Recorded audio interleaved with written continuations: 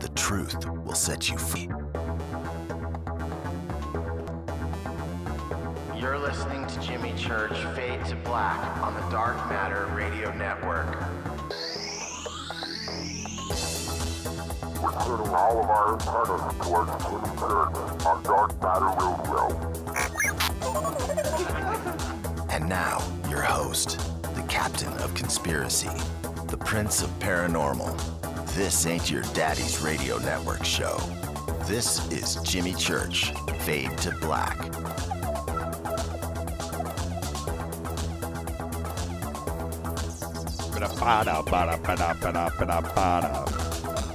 What's up? Fade to Black. All right, we're back. We're back. Welcome, everybody listening around the world. This is Fade to Black, the Wednesday edition. Got a full studio tonight.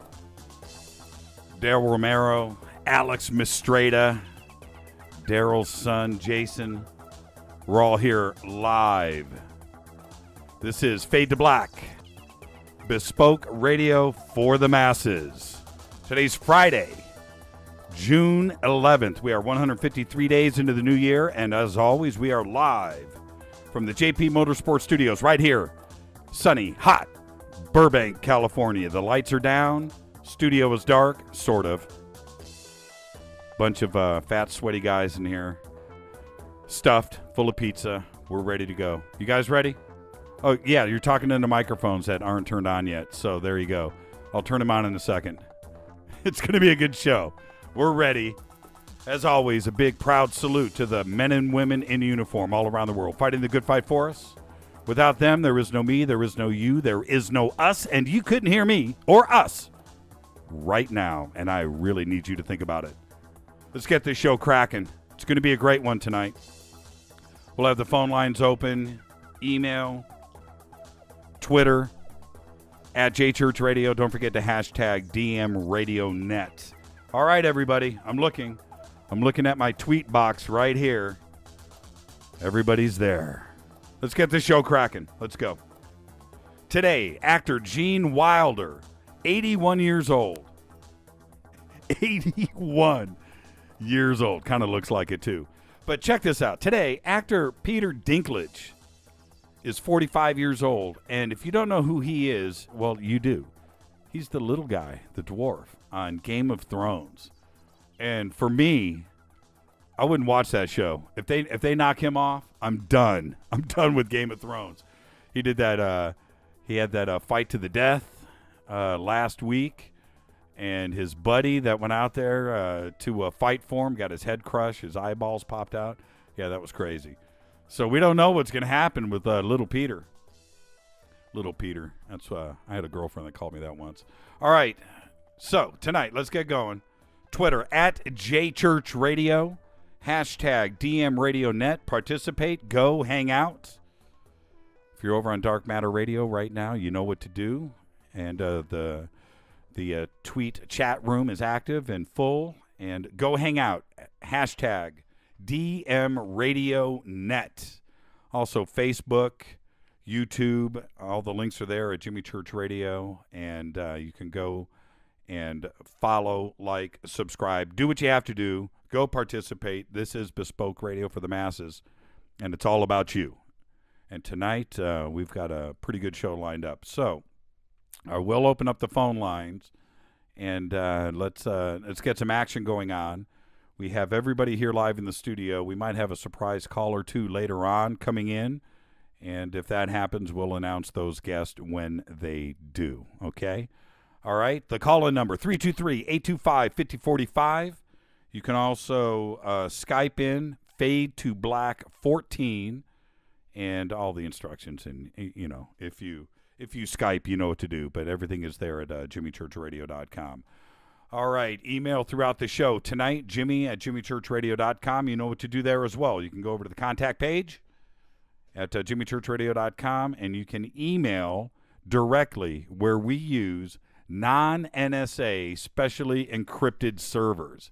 So if you're like Alex, who's Mr. Private Guy, and you don't want the NSA to know where you are or contacting me, go to there. All right. Let's see. Tonight, we're going to be talking about Dyatlov Pass. We're also going to talk about the Malibu discovery. Dale Romero and his son Jason are here live in the studio with us. Alex Mistretta from UPARS by way of MUFON. Alex, really quick, how long were you with MUFON? About 10 years. 10 years. Not that long. 10 years. That's a long time. Yeah, it was. It was good 10 years, though. Okay, I got your mic up now. We'll dial it in. We did do a sound check before the show. Everybody relax. We'll get to all of that. And Dale Romero, co-discoverer of the Malibu base, is with us. He drove in from Las Vegas. Very excited about that. And his son Jason, who has assisted us on this too as well, is here with us from Las Vegas.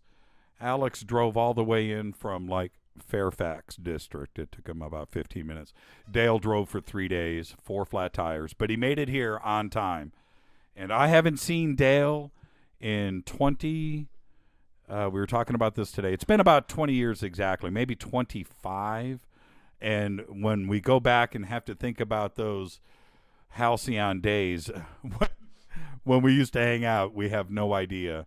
The last time that we saw each other was probably 1988. So we had our reunion, and there you go. All right, so tonight, Contact in the Desert. We announced the first 5 winners on Friday to Contact in the Desert. That was Rick Sinnott, Brad Beining, Arturo Portillo, Shakira Bluesun, and Walter Lewis. I have heard from everybody. So, again, congratulations. And if any of you are listening to the show, tonight's the night. We would like to hear from you. We will have open phone lines all night. So call into the show, 323-825-5045. Would like to hear from you. And that is that.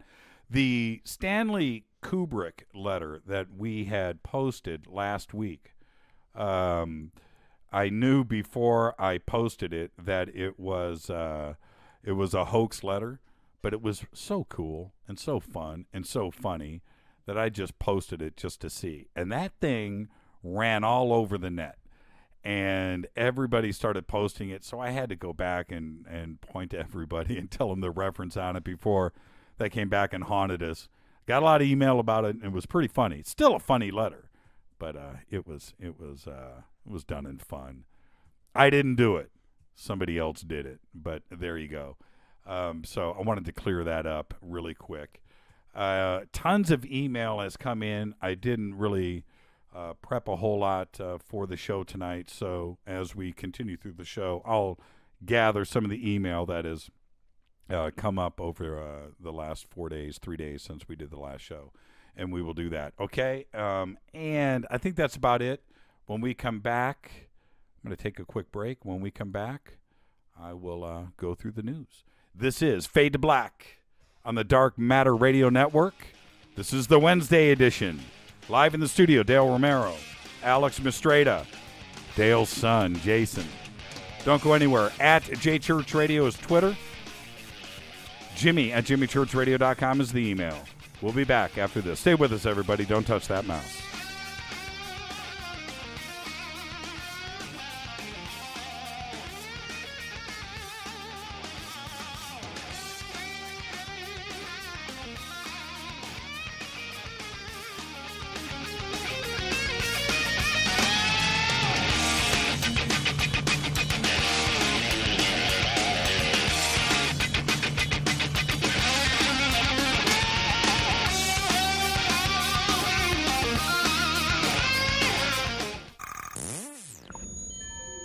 You're listening to Jimmy Church Fade to Black on the Dark Matter Radio Network.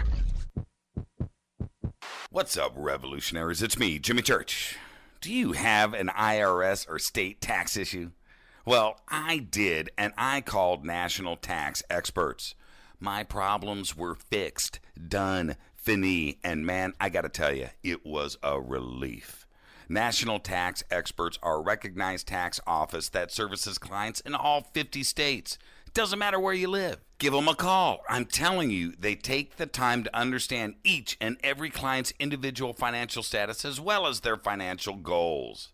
And that's exactly what you need, my brother, when you're taking on the evil 3-letter. So, seriously, give them a call today at 1-877-909-5444.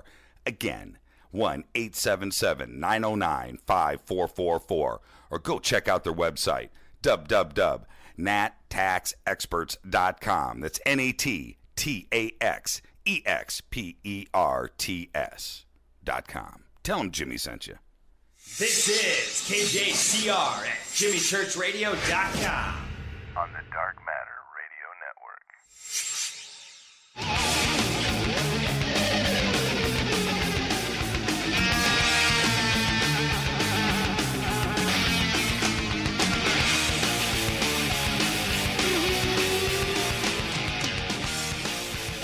All right, everybody, welcome back. Fade to Black. Excited. The Wednesday edition. Tonight, Dale Romero, Alex Mistretta. Alex is the headliner. I don't know why I keep saying Dale first. That ain't right. That ain't right, Dale, you rock star. Dale's son, Jason. Email us to Jimmy at JimmyChurchRadio.com. Don't forget to get into Twitter at JChurchRadio. Follow us on Twitter right now. Hashtag DMRadioNet. All right. Got an email here from Brad. This is OG Brad, by the way. He sent this to me today. Very interesting email, and I just wanted to, I just had to read this. He says, while working on a production, I did some research into science and the afterlife. He goes on to say, can science ever prove that souls exist outside of the body? What I came across were some interesting experiments in quantum physics. While the paradox of Schrodinger's cat, as well as the observer effect, at first seem like quantum mysteries, they can shed some light on the necessity of the conscious observer for the physics to actually work. In other words, it seems that the universe requires a conscious observer in order to behave correctly. And I thought that was an interesting sentence. That kind of brings you to the question. If a tree falls in the forest and no one is there to hear it, does it make a sound? I know that this is quite silly, but in the bigger picture, if we are not here to observe it, can the universe exist? Physics tend to lean toward no. So, on that assumption, there had to be consciousness before there could be a universe. Interesting paradox? I think so, Brad. He goes on to say, the more I read, the more I am convinced that the universe is designed for us and not the other way around. And death, as we see it, seems real enough, but in the true reality, it is just an illusion. Brad, that is, I get email in here every single day, all day long. And that was well done, well written. I kind of, well, first off, I agree with the letter, but I do want to say this. And in my comments, not only on the show, but with other guests, I've made my views, pretty clear on this. In that the universe is too special to be an accident. The Big Bang is an accident, and I just can't go with that, and I never have. I've always thought that it just seems like a big game, and somebody somewhere is able to just, and that has gone on, way before this universe was created. There was another one that went through it, and right now I believe in a multiverse. And you go to the edge of this universe. You go to the very edge of everything. You go to the very edge. What is there? What, a brick wall? Or nothing?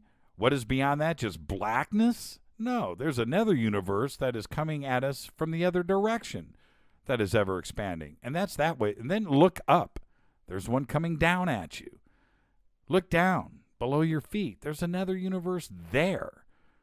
And they're thinking the same thoughts that we are here. And when this universe ends or it contracts back into nothing and starts over, think about that. And that's the way that I look at it. So yeah, I do feel that it was created for us. I do. It's kind of a weird way to look at it. But DNA is too crazily put together. And for us, the odds of us, for me to sit here in front of a microphone to speak out to everybody out there right now, the odds of that DNA string being put together by accident, I don't know.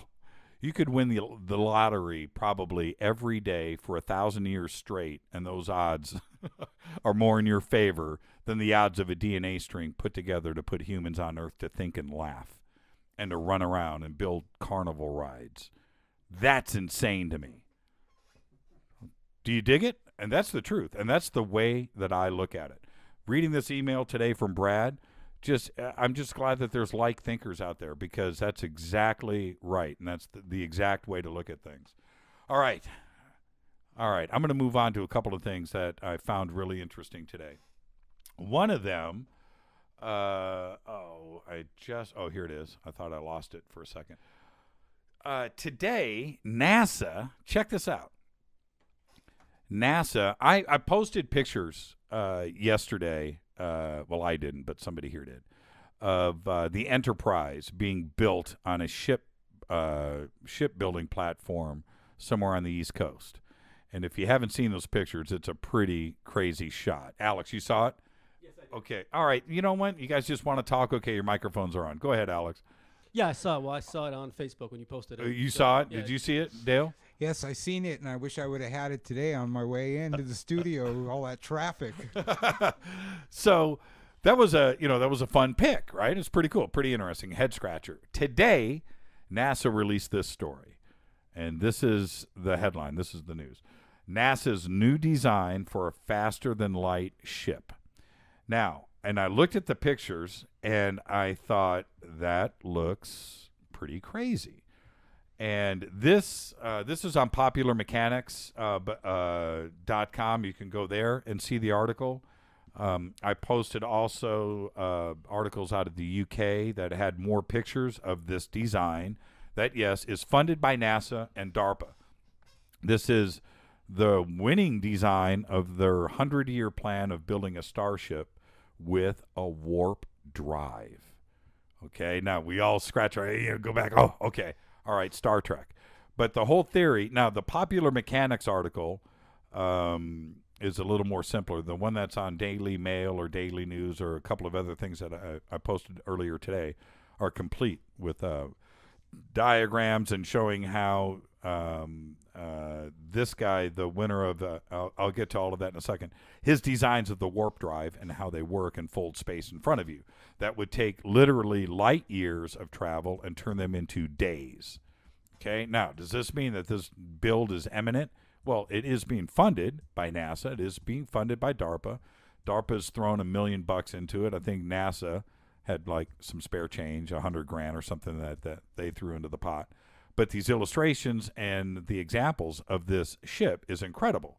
Now, what the ship is, it's got two rings, two large donuts that are thick, and the ship itself sits in the middle of the rings. The rings are what fold space in front of it, and those are the actual engines, are the rings that are going around it. So when you go to Popular Mechanics and you look at this shot that I'm looking at here, it is the ship sitting in the middle of the engines, and it's a pretty cool thing. Now, this comes from NASA physicist Harold White. He collaborated with an artist to get these designs done. They look like photographs. They're pretty cool, actually, which reveal what a warp drive ship might actually look like. You need to go and actually look at these pictures, but they are faster than light, and the reason why faster than light, you're folding space. So whatever distance light travels in that year, you're folding space, cutting that into a day. So technically, it's faster than light travel. Pretty cool. And you've got to see the designs. Now, also there are earlier designs from these same scientists that didn't win the competition. This is the winner, and now it is funded by DARPA and NASA. You've got to go check this out. Great story, and I think we're actually there. I said, what did I say? It was like 2 weeks ago. Somebody asked me, so what do you think, man, space program, man? Do you think there's something up there we don't know about? My answer immediately is, you know what? Not only yes, but we're building a starship. You know something is up there. You know that there is some kind of plan in place. There is, and that's it. They're building it. Of course they are. You know, there's too much money being thrown around in black budgets and everything else. And you know, what is this? The Air Force, you know, space shuttle, that the little space plane that they're cruising around up there. What is that doing up there for, you know, 2 years at a stretch for this last run before it landed? It's up there working on something. I think something is up there being built. And now we see something like this, and it's kind of, you know, they're opening the door, they're softening the blow, so to speak, when they do finally reveal it. Anyway, People Are Mechanics, great photographs. Daily Mail is the links that I've got up right now over on Facebook on jimmychurchradio.com on the fan page. Now, somebody sent me this other story today I'm a little shocked about. And then, again, I'm not. And I don't talk about Alex Jones too much on this show. I'm a fan of Alex Jones. I'm not a fan of Alex's brain. I'm a fan of his media empire that he has put together. He has managed to get the word out of Austin, Texas. He started with nothing, probably, you know, on a laptop in his mom's basement. He got it done at a very, very young age, and he speaks to millions of people every day. And that is cool. And I also like his model of everything being free. Rip off my show. I don't care. I don't care. Take my podcast, put it on your YouTube channel, put it on your website. I don't care. It's all free. All of his movies, he posts them for free. And I dig that. I really like that type of business model. And what he has done with that business model has built a communications network that is absolutely huge. That's why I mute your microphone right there. See, that's why I do that. And so, but he comes out with this story today about the Las Vegas shooter. Now, I don't do politics on the show. I don't care. It's not what this show is about. But Alex Jones is a guy that is that influences a lot of people. And now he wants to blame the shooting in Las Vegas on MK Ultra. And that it was a whole setup. And I'm just not, and for everybody out there that's going to go and see this and read this, it's good to be a skeptic. Be a skeptic and make up your own mind. But when you read stuff like this, I just have to back up and go, come on.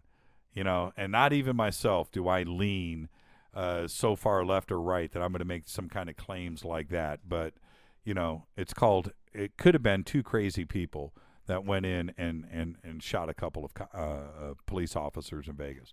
And that's probably all it was. All right. Now, I'm excited. We are almost at the bottom of the hour. I'm looking over here on Twitter. There are, I'm looking here. Okay, we've got 57 posts that came in the last 5 minutes. I can't read all of those. But Space Boy says, we've already have a space fleet out there. That's exactly what I just said. I don't doubt that for a moment. Let's see. Eugene, I didn't send you any questions about Dyatlov because I'll just ask them in real time. We're not going to read your questions. Yeah. Eugene, send what you got. We're going to spend a lot of time on this tonight. I do think it's one of the great things. Oh, Dale just says it was also great to meet Alex in person. Leslie says, I second that motion, Jimmy. I'm not sure what you're asking about. Space Boy wants to know about JP Motorsports Studios, and the mystery will always remain. Just let me say this. I didn't pay for all of this myself, and that's all you need to know. And they don't care what I say, and that's all that matters. It's a nice studio, though, isn't it? Nice studio, guys? Yeah. Oh, it's beautiful. Awesome. Yeah, it is, isn't it? Pretty cool. It's got it. all the creature comforts. Got a refrigerator full of drinks that Alex filled up today for me. Thank you, Alex. But but yeah, you know, I get let the mystery continue. But the studio is beautiful, is it not? Yes, and it has a very high-speed internet connection. Faster than my apartment. We got too many lights on in here tonight, though. All right, so with that, let's take a quick break. We'll reset things. When we come back, let's get this night cracking. This is Fade to Black, the Wednesday edition. Quick break. We got a lot of people in here tonight. I'll be right back. At JChurchRadio, hashtag hashtag DMRadioNet. I'll be back right after this. Don't touch that mouse.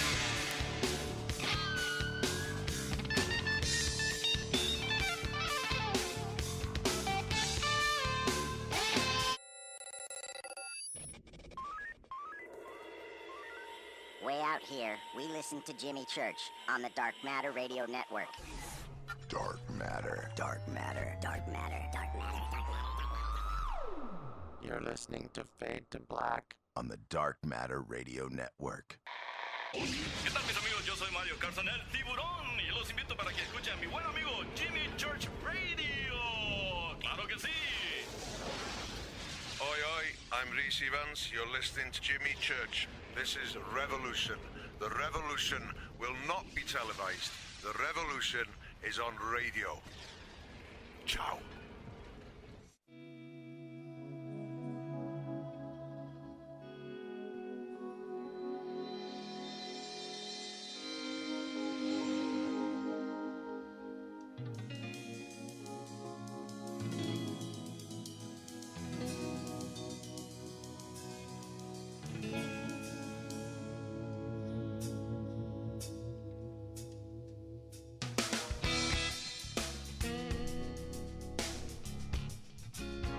Yeah.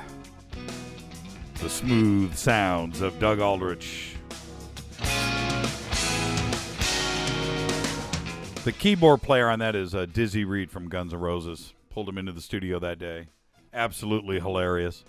He learned the song the night before. I sent it to him, went, picked him up, brought him over. He laid that down, literally one take, left with his keyboard, and Doug and I were left in the studio. He was gone about a half hour. Kick butt track. And that's what happens when you can play. This is Fade to Black on the Dark Matter Radio Network. I'm your host, Jimmy Church. This is the Wednesday edition. All right. Got live in the studio right now. We have Dale Romero, Alex Mistretta. And what I would like to do first, guys, is I want to talk, and we will tell the story on Malibu and the discovery out there. Let's talk about that before we get to Dyatlov, because we'll be talking about Dyatlov for the rest of the evening. Now, and I'll set the stage for all of this.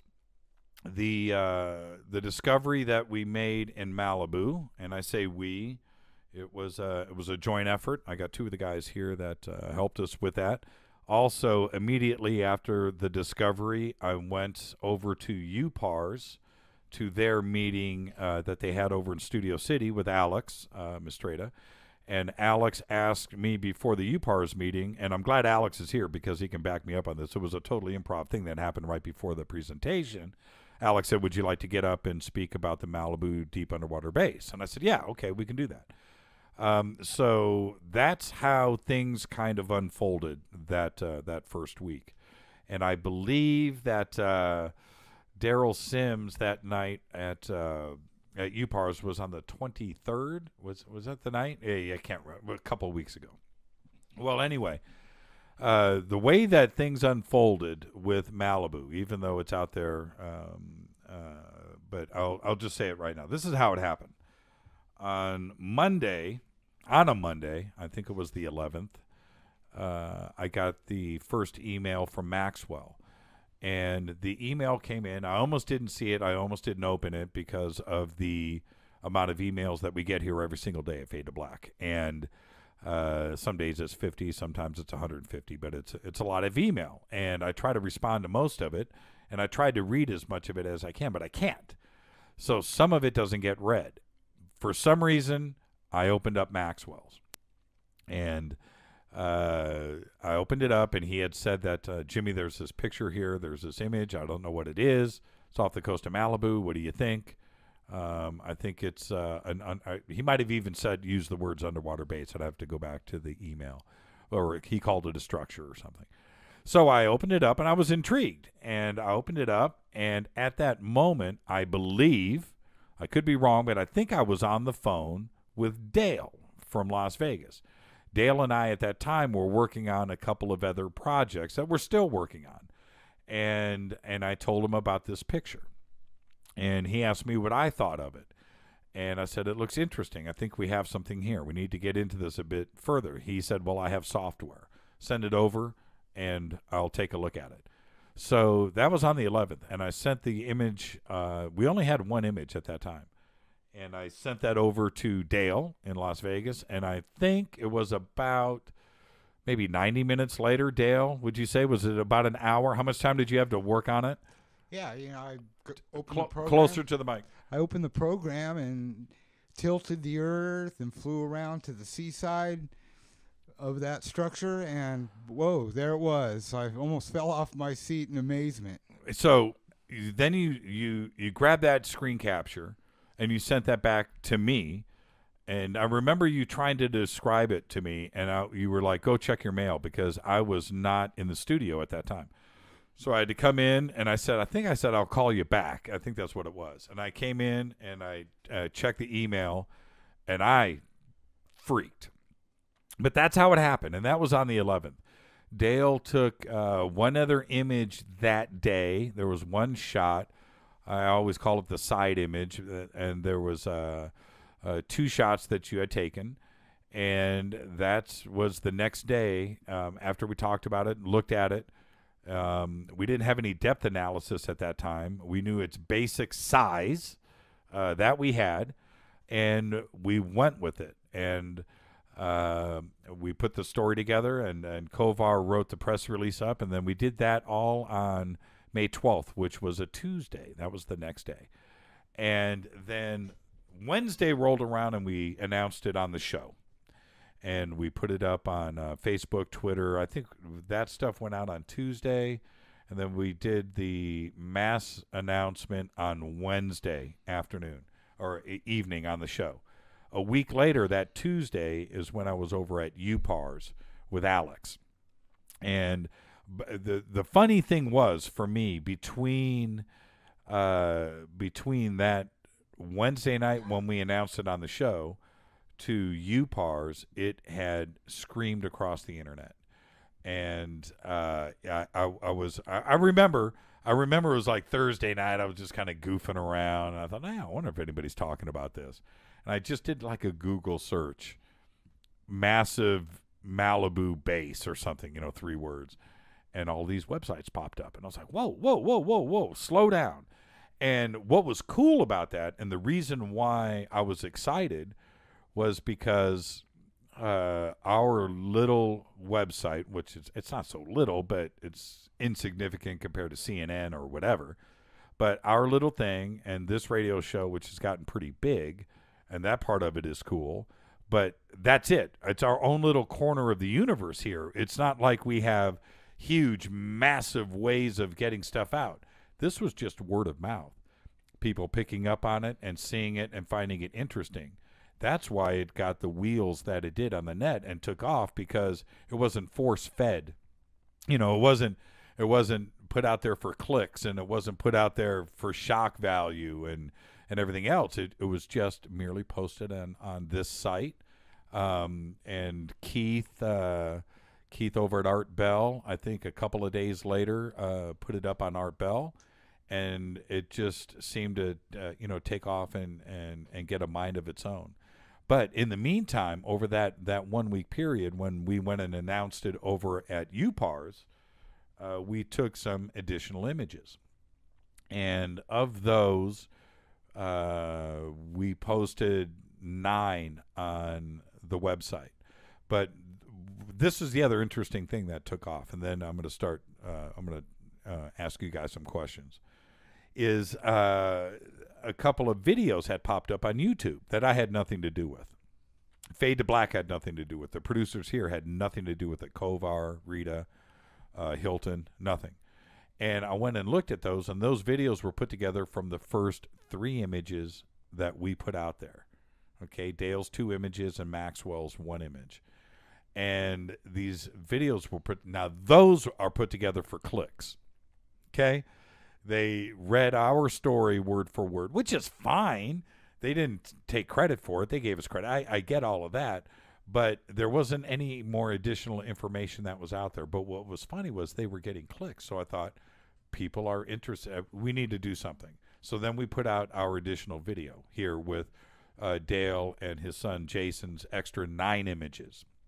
Then the big turn of events was Jason then. I guess, Dale, you told me that Jason woke you up in the middle of the night. But Jason went to Street View on PCH in Google and found these craft in the air, these UFOs directly above the base.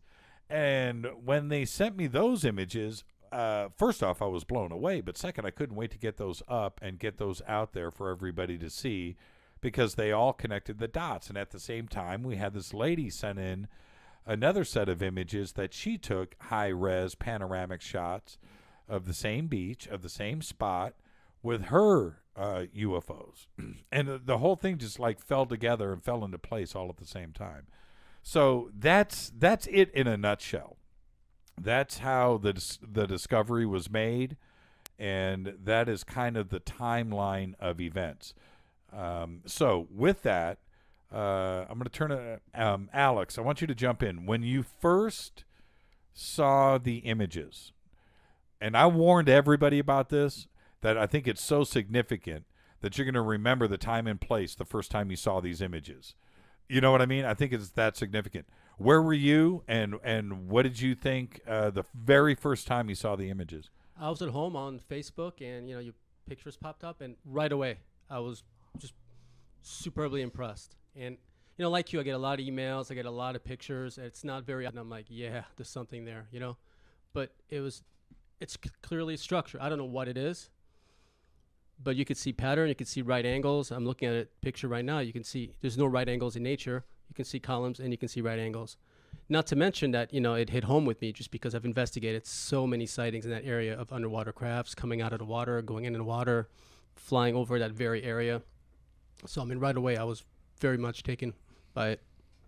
You've been, why don't you, for everybody out there, a little bit on your background. You spent 10 years with MUFON. Correct. I was the lead investigator for MUFON Los Angeles for 10 years, yeah. And then MUFON disbanded. And then with Steve Murillo started UPARS. And then I jumped ship only because I've been with Steve for 10 years and I believe in loyalty. Right. And I think that organization is going the right way. Right. But I've been investigating UFO since I was like 12 years old. Alex was, if everybody remembers, Alex was one of the guys with Steve from the Skinwalker Ranch a couple of weeks ago when we did that story live from Skinwalker. Now, I've known Alex. This is the thing. I've known Alex for about 5 years, and you've always been a straight shooter, and your knowledge. I remember when Wolf McCarran first introduced the two of us, and I was listening to you speak with somebody in the background, and after we had met, and I was listening to you talk about a couple of UFO cases with this other guy, and I was like, man, this guy knows what's going on. And you don't come across as somebody that's tinfoil hattish. You're very level-headed. I think you're very pragmatic. I think you look at things in a very scientific way, and but your knowledge is there.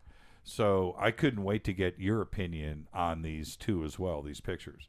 And you've done a lot of investigating for years with lights off of Catalina and Marina Del Rey, Santa Monica, that part of the coast.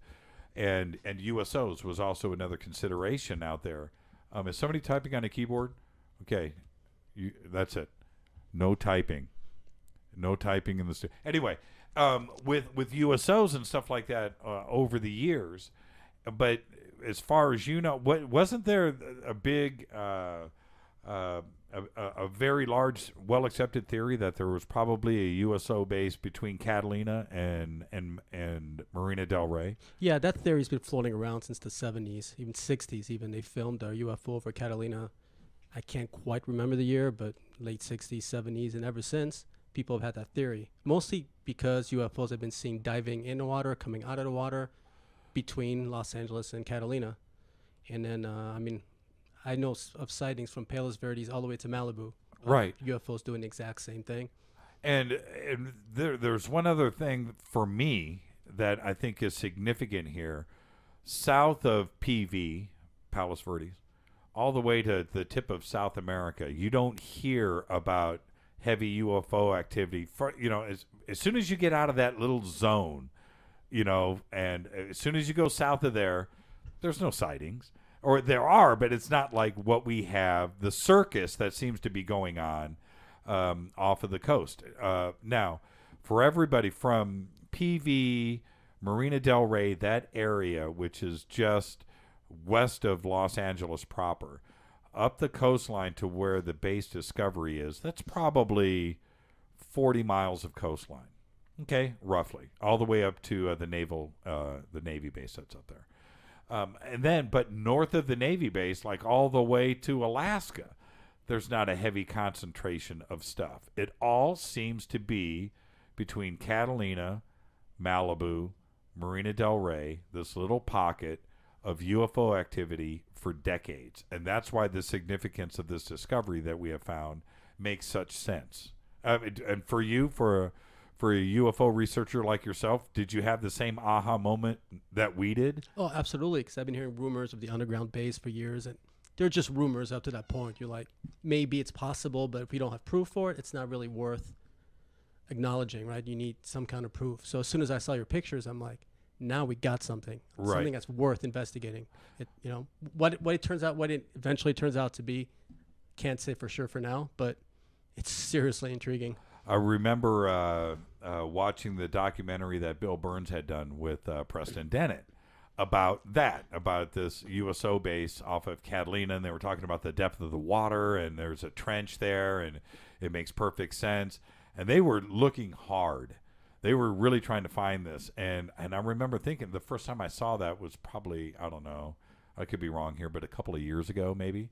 And seeing that special. And I kept thinking, man, there's got to be something there, but I don't think it would be there. I remember thinking to myself, it wouldn't make sense for it to be where everybody could find it. There's so much boat traffic. There's so many things that go on between Catalina Island and Marina Del Rey. You know what I mean? It didn't make sense to me, and it would also seem like it would be too easy to find because it's right there. And I thought that they were wrong. But this, being another 25 miles up the coast, tends to make perfect sense, doesn't it? That's a great point. They've been looking towards mainly where people were taking ships between LA and Catalina. There's like what, 8-10 of those a day? Yes. It wouldn't make any sense for the base to be underneath there. It's just too much traffic. Right. So I agree with you 100%. If there was a base, it had to be somewhere else. But it couldn't have been that far because objects are flying in and out of the water in those areas. Right. So, and of all the sightings I've investigated, the majority of UFOs that have been seen coming out of the water have been in the Malibu area.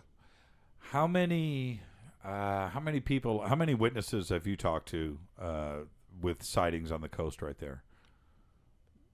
At least 20 to 30. That's extraordinary. And 10 of them really good. 10 of them really good. And Preston, we have no idea. Preston Dennett, how many people he's talked to. In that documentary that they did, there was probably a half a dozen witnesses there, all with imaging and video. Yeah, it's just such a crazy thing. So, Dale, jump on the mic. Take us back. I know you kind of mentioned it briefly, but what did you think? What went through your mind the first time that you saw, and you were the discoverer of, you were the one to put that first side image together? What went through your mind? Well, I almost didn't believe it at first. I couldn't believe what I was seeing. I mean, it's obviously something. It's an entrance to something, and that thing is just so big. Once we measured it, you could fit many submarines through there, and I did another size analysis yesterday. You could actually fit 3 pyramids, the Great Giza pyramids, side by side, fit 3 of them, and still have room on the top. I remember when I was first looking at the image, I thought, wow, that looks really cool. That doesn't look natural. It looks cool. All right. And then when you said, yeah, man, but check this out. It's 2.5 miles across. That's when I had a really weird feeling, a really weird moment Because when you look at it, let's just say the first side view image, let's say it's 50 feet across.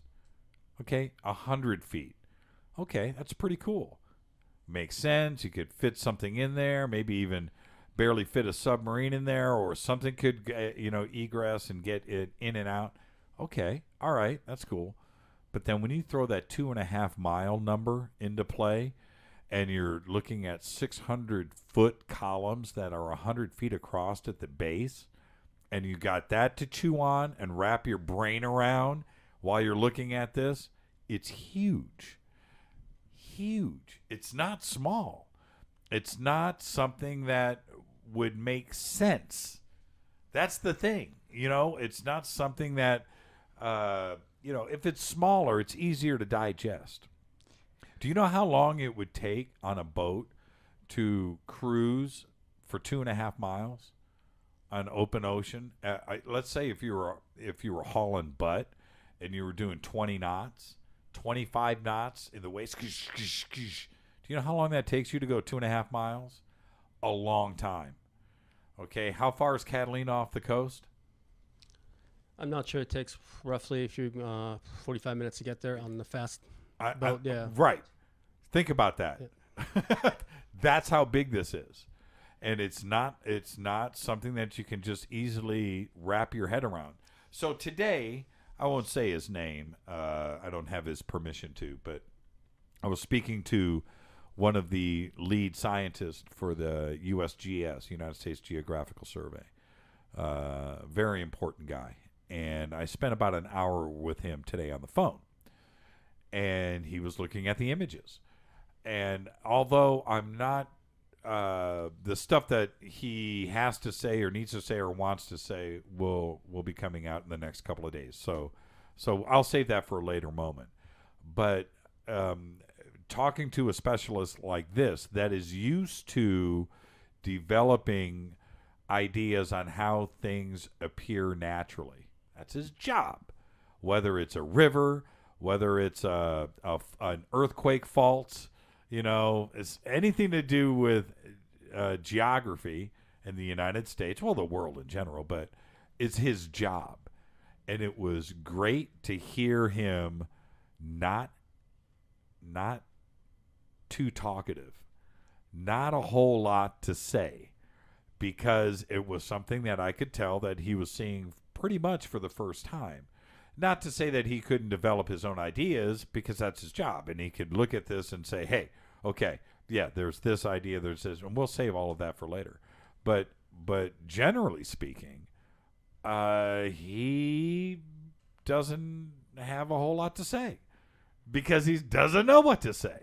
And the one thing that I said to him today, and I don't want to get too far ahead of ourselves with some of the media presentation that is going to be coming out over the next couple of days. So I don't want to do that. I don't want to spoil the surprise. But the one thing that I said to him today, and to a couple of other people in the media, I can't expect, we can't expect somebody on an official capacity, whether it's from Google, some government agency, some military spokesperson, to come out and say something on the record on this. They can't do it. They got a job. They don't want to lose their job. And I'm not going to get somebody in here, some oceanographer from some institute, to come in here and say, hey, yeah, dude, that is not natural. That is not going to happen. It's not. If you think it's easy for somebody like Robert Schoch or John Anthony West to come out and say that, Schoch, some tenured professor at Boston University, to come out and say that the Sphinx is 11,000 years old, if you think it's easy for him to do, well, he waited until he was tenured, and then he said it. But if he would have said that before he was tenured, or anybody else that wants to set foot on the wrong side of the fence, you're causing yourself and your career problems.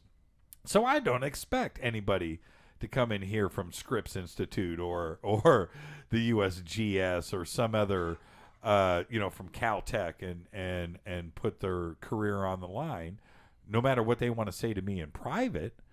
hey, this is really cool. Jimmy, you've found something here, and this needs to be investigated.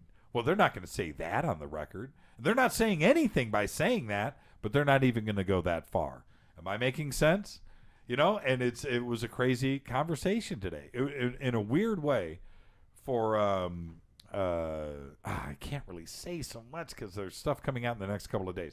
But for Google to officially come out and make a statement like this, which was, we have nothing to say. Really?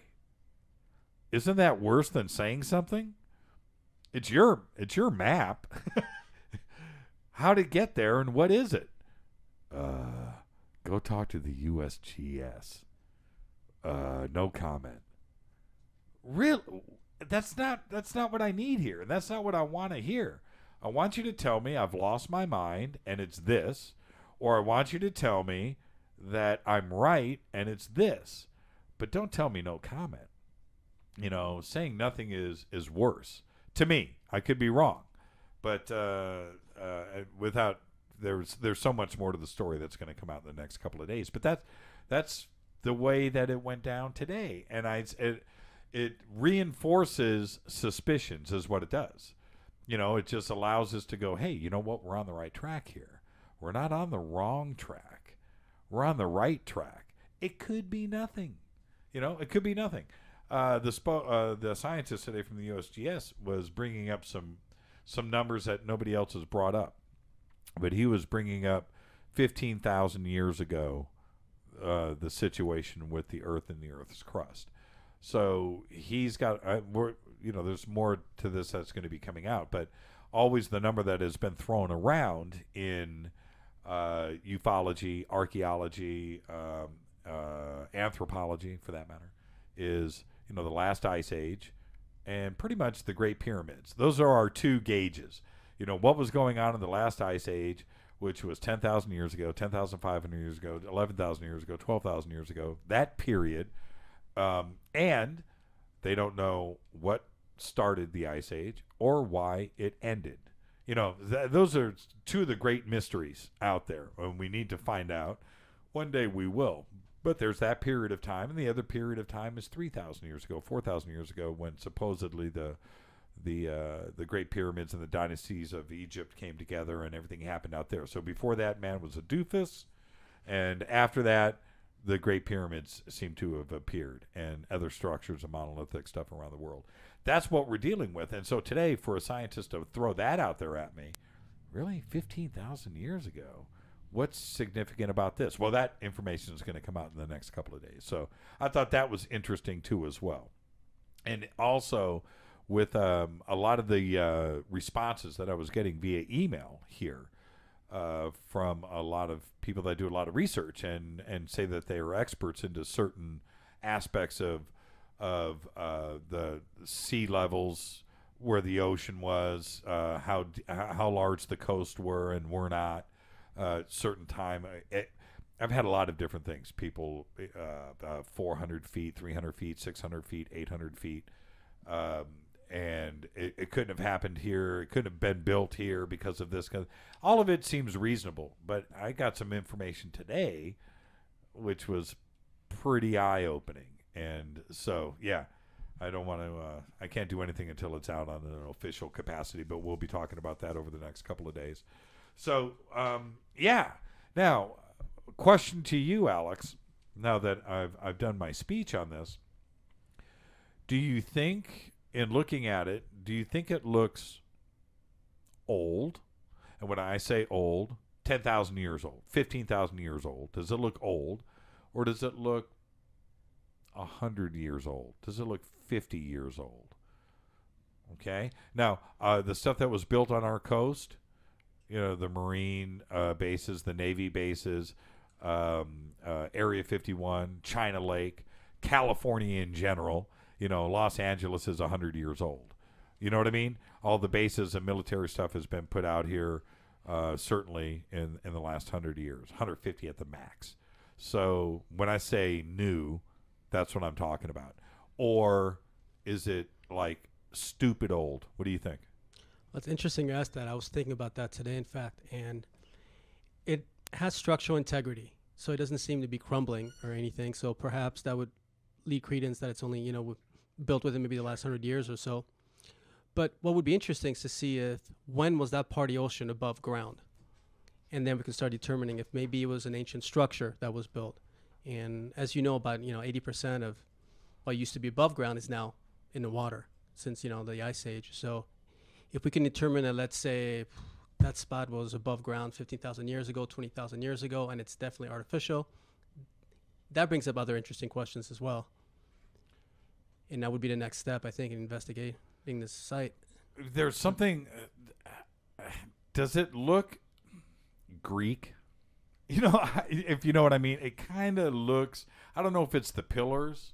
But there's something traditional looking about it. Is what I'm trying to say. It looks sensible and it looks logically thought out. Well, I think the column does make it look Greek. I've spent a lot of time in Greece, and I've seen all the sites out there.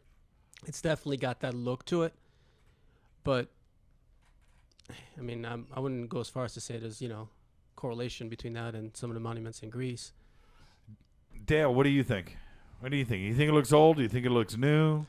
Me, myself, I really think it looks like an ancient structure under there. It could have been something that was partially formed already, and then it was exploited to be what it could be today. But it does have that ancient kind of look to it. That's a great point. And what if this is the what if moment? Look, if civilizations have come and gone, okay, it could be really old. I mean, it could be really old. When we're talking about the continental drift and shifts and things that have happened over time, this could be something that could be really old. When the remote viewing that we have had done on this, I've now heard from more than just Edward Reardon and his viewing. I've heard from a few different people on this that have done their viewings on this, as well as a few psychics. And it's kind of strange how everybody has kind of developed the same idea with this, in that it's some kind of tunnel. To me, if you just take it at face value, it's 2.5 miles by 1.45 miles. So if you just take it like that, well, that's an incredibly large hangar. It's a very large opening. The dome is 500 feet thick. So if the roof is 500 feet thick, could have something hollowed out on the inside too as well. It's 500 feet. That's 2 football fields tall. So maybe there's an open space in there that something could rise up, and there's that idea. But it's certainly large enough for anything. It's 2.5 miles by 1.5 miles. You don't have to have a tunnel going anywhere. It's already big on its own. You know what I mean? But what if there is a tunnel, and what if it is going somewhere in towards the United States somewhere? That's another aspect. But I keep getting these pretty consistent responses on that from people that are looking at it in a using their mind sort of way, in a visionary way. Different people with different with the same ideas. It's pretty bizarre to me. But if you take it and you go way back, and when I say way back, I'm talking, what if it's hundreds of thousands of years old? I always I use the Giza pyramids as a barometer here, which is this: the Giza pyramids aren't 3,000 years old. They're not 5,000 years old. They're not. Those things look today like they did 5,000 years ago, when the Upper and Lower Egypt joined and the kingdoms joined up and everything was cool, and they started getting these dynasties together. They went out and found the pyramids in the desert. They were already there. They're like, oh, okay, check these out. Don't know what they are, but let's use them. That's kind of what went on there. But those pyramids were already there, and they probably looked the same 100,000 years ago like they do today. You know what I'm saying? And in the 2,000 years since we've been looking at the pyramids, and since the Greeks had gone there and written about them, and the Romans, they haven't changed. Do you understand what I'm saying? They have not changed. I think that when after everything was said and done, this is a historical fact, they kind of went back, Egyptians went back to the desert, kind of scratched their heads and thought, okay, well, what are these for? You know, they weren't speaking Egyptian anymore. Everybody's forgotten how to read hieroglyphics, so they didn't know what any of that stuff was about either. So it's easy to forget about civilizations, and that's my point. It's really easy to just let things go and you move on. We know nothing about the Mayans. We know nothing about the Aztecs. We know nothing about the buildings and how things got there, and things in Mexico City and it just seems to be all conjecture and theory and hyperbole, and that's really the truth when you look at it.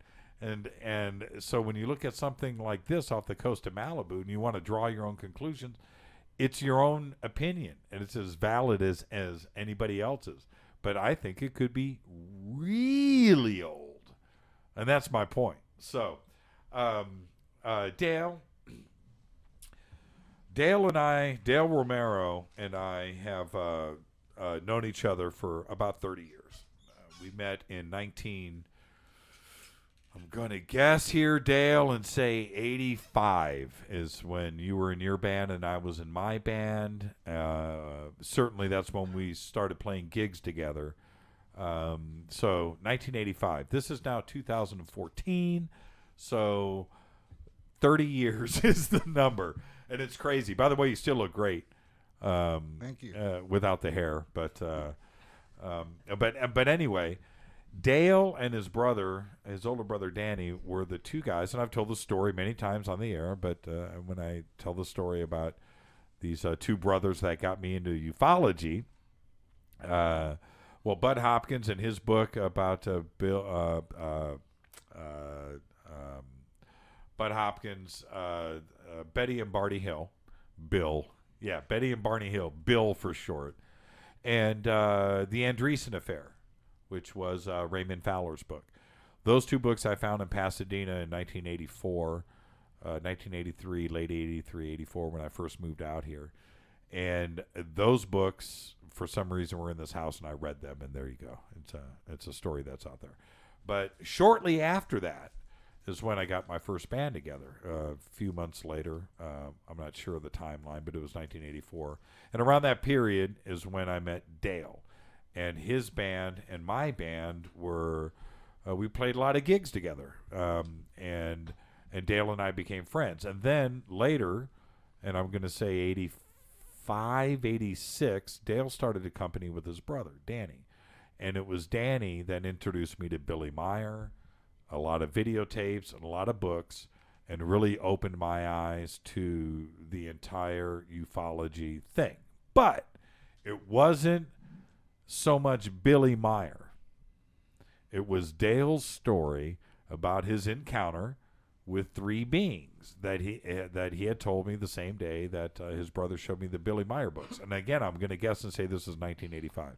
So, Dale, I want you to tell the story. And I think that this story is extraordinary, and it's a good one. And we were talking about this before the show with Alex, and I was watching Alex's face as you were telling the story. And it is about as good of a witness testimony as you can put together. So, Dale, what year was it? How old were you? And take us from there. Well, it was in 1976. Basically, it was 4 16-year-olds who just got their driver's license, and we had nothing to do on a Saturday night. So we decided to drive down this rural road called Covina Hills Road. And West Covina? Yeah, West Covina area. And it was rural then. Today there's all kinds of houses there.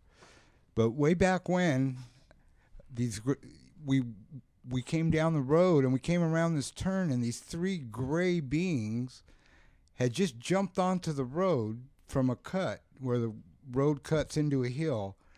And we slammed on our brakes, and these three things had just landed, and they looked over at us and they took off running across the road.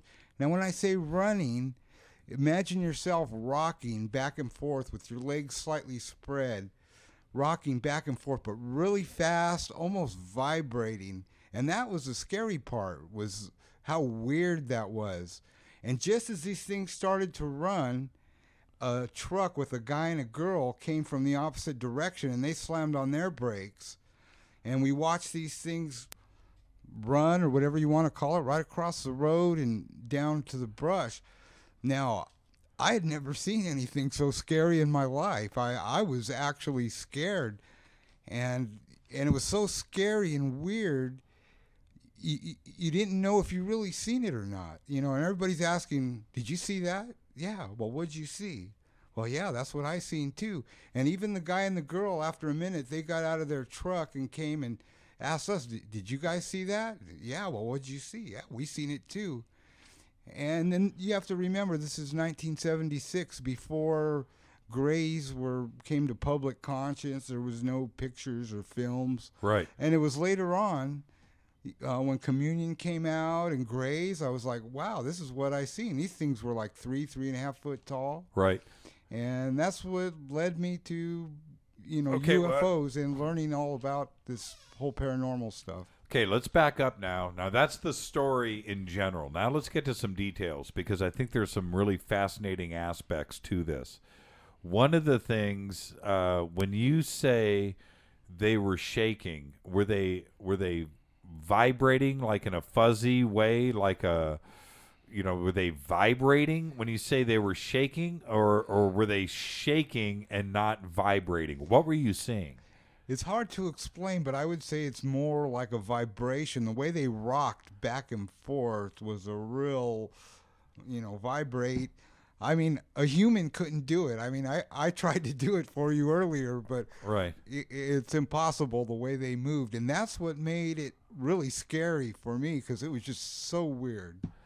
When you say that I've heard you tell the story about, many times, and there's a couple of really fascinating details to this. One of them is they weren't running in the normal human aspect, like forward. You keep trying to stress that they were sideways. Right. What do you mean? But like a gingerbread cookie, 2-dimensional, going across the road, like the gingerbread.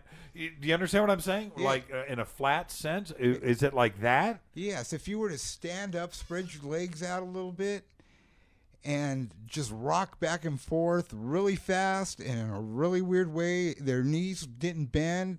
They just kind of vibrated their way off the road, and we watched them run down the trail or vibrate. And, one of my first thoughts was, it's got to be somebody playing a joke. They dressed up in these suits, but there was no way, not the way they moved. That's what makes me believe this was real. And did 4 legs? I mean, 2 arms, 2 legs. 2 arms, 2 legs, big head. They were like a grayish platinum, like a I would say they were wearing some type of suit. You could see a nose and the indentation for the eyes. I didn't see. Maybe they did have big black eyes. I didn't see it. It all happened quick. Were they facing you? Their faces? At the minute they hit the road, they all 3 just turned and looked our way, and then they just took off. Now, 3 feet, 3.5 feet, that's very small. That's very... Did they look like small children in proportion? Or did fat stomachs, skinny legs, fat legs? What kind of bodies did they have? Their bodies were irregularly shaped, where their legs were a little bit longer than someone that tall would be, and their torso and the head was bigger. I maybe it was the angle that they kind of tilted their heads, but how far away from them were you? I'd say 10 feet. Whoa. Oh, really? All these years I was thinking you were like 50 feet away or something. No, we slammed on the brakes, and if he wouldn't have stopped so quickly, we would have hit these things.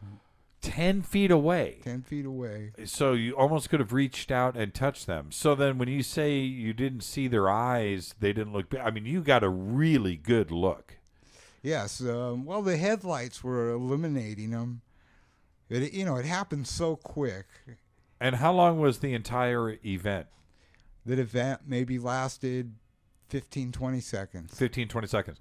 Did you see, was there any craft or anything in the sky before or after? We did drive up the road. We got out of the car and we kind of looked around, hoping maybe we'd see something like that. But no, didn't see anything but those gray beings. I'll never know what they were. Yeah, I think because it had been so many years since I had talked to you about this, I had told this story on the air before the Malibu. Well, I told the story on the air probably 6 months ago, and I think I said something in error because I've talked to you since about this. But so let's clear up something right now. Nobody chased these things into the woods. One of my friends did want to jump out and chase it, but didn't. See, I think I said on the air, so I think I said that in error, that you guys had chased them. Somebody had chased him into the woods, but for some reason I thought it was your brother Danny that told me that. And again, we're going back almost 30 years since I was told the story. So nobody chased him into the woods. So now this event happens. Let me put this in a timeline now really quick. Kind of reset. You're driving. They come from your from your right to your left and cross the street, correct? Oncoming traffic is the pickup truck with the male and the female, the other witnesses. How many people were in your car that saw this? There were 4, so a total of 6 people. So there were six witnesses. And the 3 beings, and there were 3, crossed the road, vibrating sideways again. I guess in the way that I'm kind of picturing it is somebody going along a wall with their back to the wall, kind of creeping up the wall. That kind of motion. They were sideways, right? You were looking at the front of them as they moved across the road. Am I correct? They were facing you? No, they turned and faced us for that brief second, and then they ran across us. So I guess we were witnessing their left side as they all 3 ran. Okay, I got you. So it wasn't like a 2-dimensional gingerbread running. No. Okay, all right. See, I keep picturing this, and it's such a crazy story. And now I'm going to get back to you in a second, Dale. But for you, Alex, in all of your experiences of interviewing witnesses, have you ever heard a story like this? Top 3. Yeah. That I've ever heard. Maybe the difference is your sighting lasted 15 to 20 seconds, which is an eternity in this field. Yes. I've had another creature sighting in Pine Mountain that we investigated. It was a landing case, but the sighting lasted maybe 8 seconds of the creature. Right. Or the gray, whatever it may have been. I had another one at Skinwalker Ranch. That also lasted about 3-4 seconds. This is by far the longest sighting of a creature. And a weird description, too. Yeah, it's almost as if they weren't used to, maybe it's the gravity. They weren't used to walking on Earth, or... Oh, that's an interesting... I'm just speculating. They might have been built for that purpose, whatever, Right. Any breathing apparatus? Any gear? No, they were completely smooth. What about shoes? You could tell that they had boots, not boots, but it just seemed thicker on their feet. Their uniform or their suit, and they were completely smooth. Any insignias? Any writing? No, none that I noticed. Okay, now I'm going to ask you a couple of crazy questions that people don't normally ask. Any jewelry? I'm being serious. Anything else, any watches or something that could appear to be something metallic, anything on their neck, anything at all? No, did not see nothing. As a matter of fact, later on we drove back through there maybe an hour and a half after this happened, and we got out. We grabbed a hubcap and tire iron and kind of went and searched the area, and I found a gum wrapper, and it really scared me. It was laying on the side of the road, but it was silver, and no jewelry, none. They were smooth. This is Fade to Black, the Wednesday edition. We are live in the studio with Alex Mistretta, Dale Romero, and Jason Romero. And we're talking about a lot of different things. We just went through the Malibu deep underwater base. And we're talking about Dale's first sighting. Is this your only sighting, by the way? Yes. That's the only one I would want. You know, that's it's just amazing. Now, okay, Dale, any smells, anything like that? No. Well, we were in the car, and never got that close to smell them. No, I'm being serious. Okay, so nothing like that. Were they glowing in any way? Were they? Was anything like that? Anything illuminating the bodies? No, just the headlights of our car and then the truck that came. And they had no gear with them, no backpacks, nothing. Nothing. They were just 3 small silver beans that were smooth, and you couldn't even really see the face. Like I said, it was just a bump for the nose and some indentations where the eyes would be. Do you think there's a possibility that these were 3 8-year-old kids in costume? Well, that's what we were at first thinking. We thought this is a really good joke, but the way they moved, it's impossible. It's impossible. They moved so inhuman, just so weird. There's no way it could have been kids. Plus, when we watched them run off the road down, you would think if it was somebody playing a joke and they learned how to waddle or vibrate like that, they would have just took off running but no, they kept that. We watched them run down the hill and into the gully, and then they disappeared. What was the distance to the closest house? Back then, it was a very rural area. I'd say half mile to the closest house. So it couldn't have been kids. No. And it is a very, very remote area. Now, I want everybody to understand. We're talking about West Covina. West Covina is 10 miles, probably 15 miles at the max, west of downtown L.A., not very far from downtown L.A., but back in 1977, it was a long ways from L.A. in that it wasn't as populated and built out. Now it's just one piece of concrete. Going from L.A. to Ontario, it's all built out now. But back then, even when I used to go to West Covina and La Puente in 1983, it was also a different world out there. It's completely built out now and populated. But back then, you would consider that the country, wouldn't you? Yeah, very rural in that area. That's why we chose to drive there, because a couple of us didn't have our licenses yet. So we just chose to go out there and drive my friend's car up and down the road.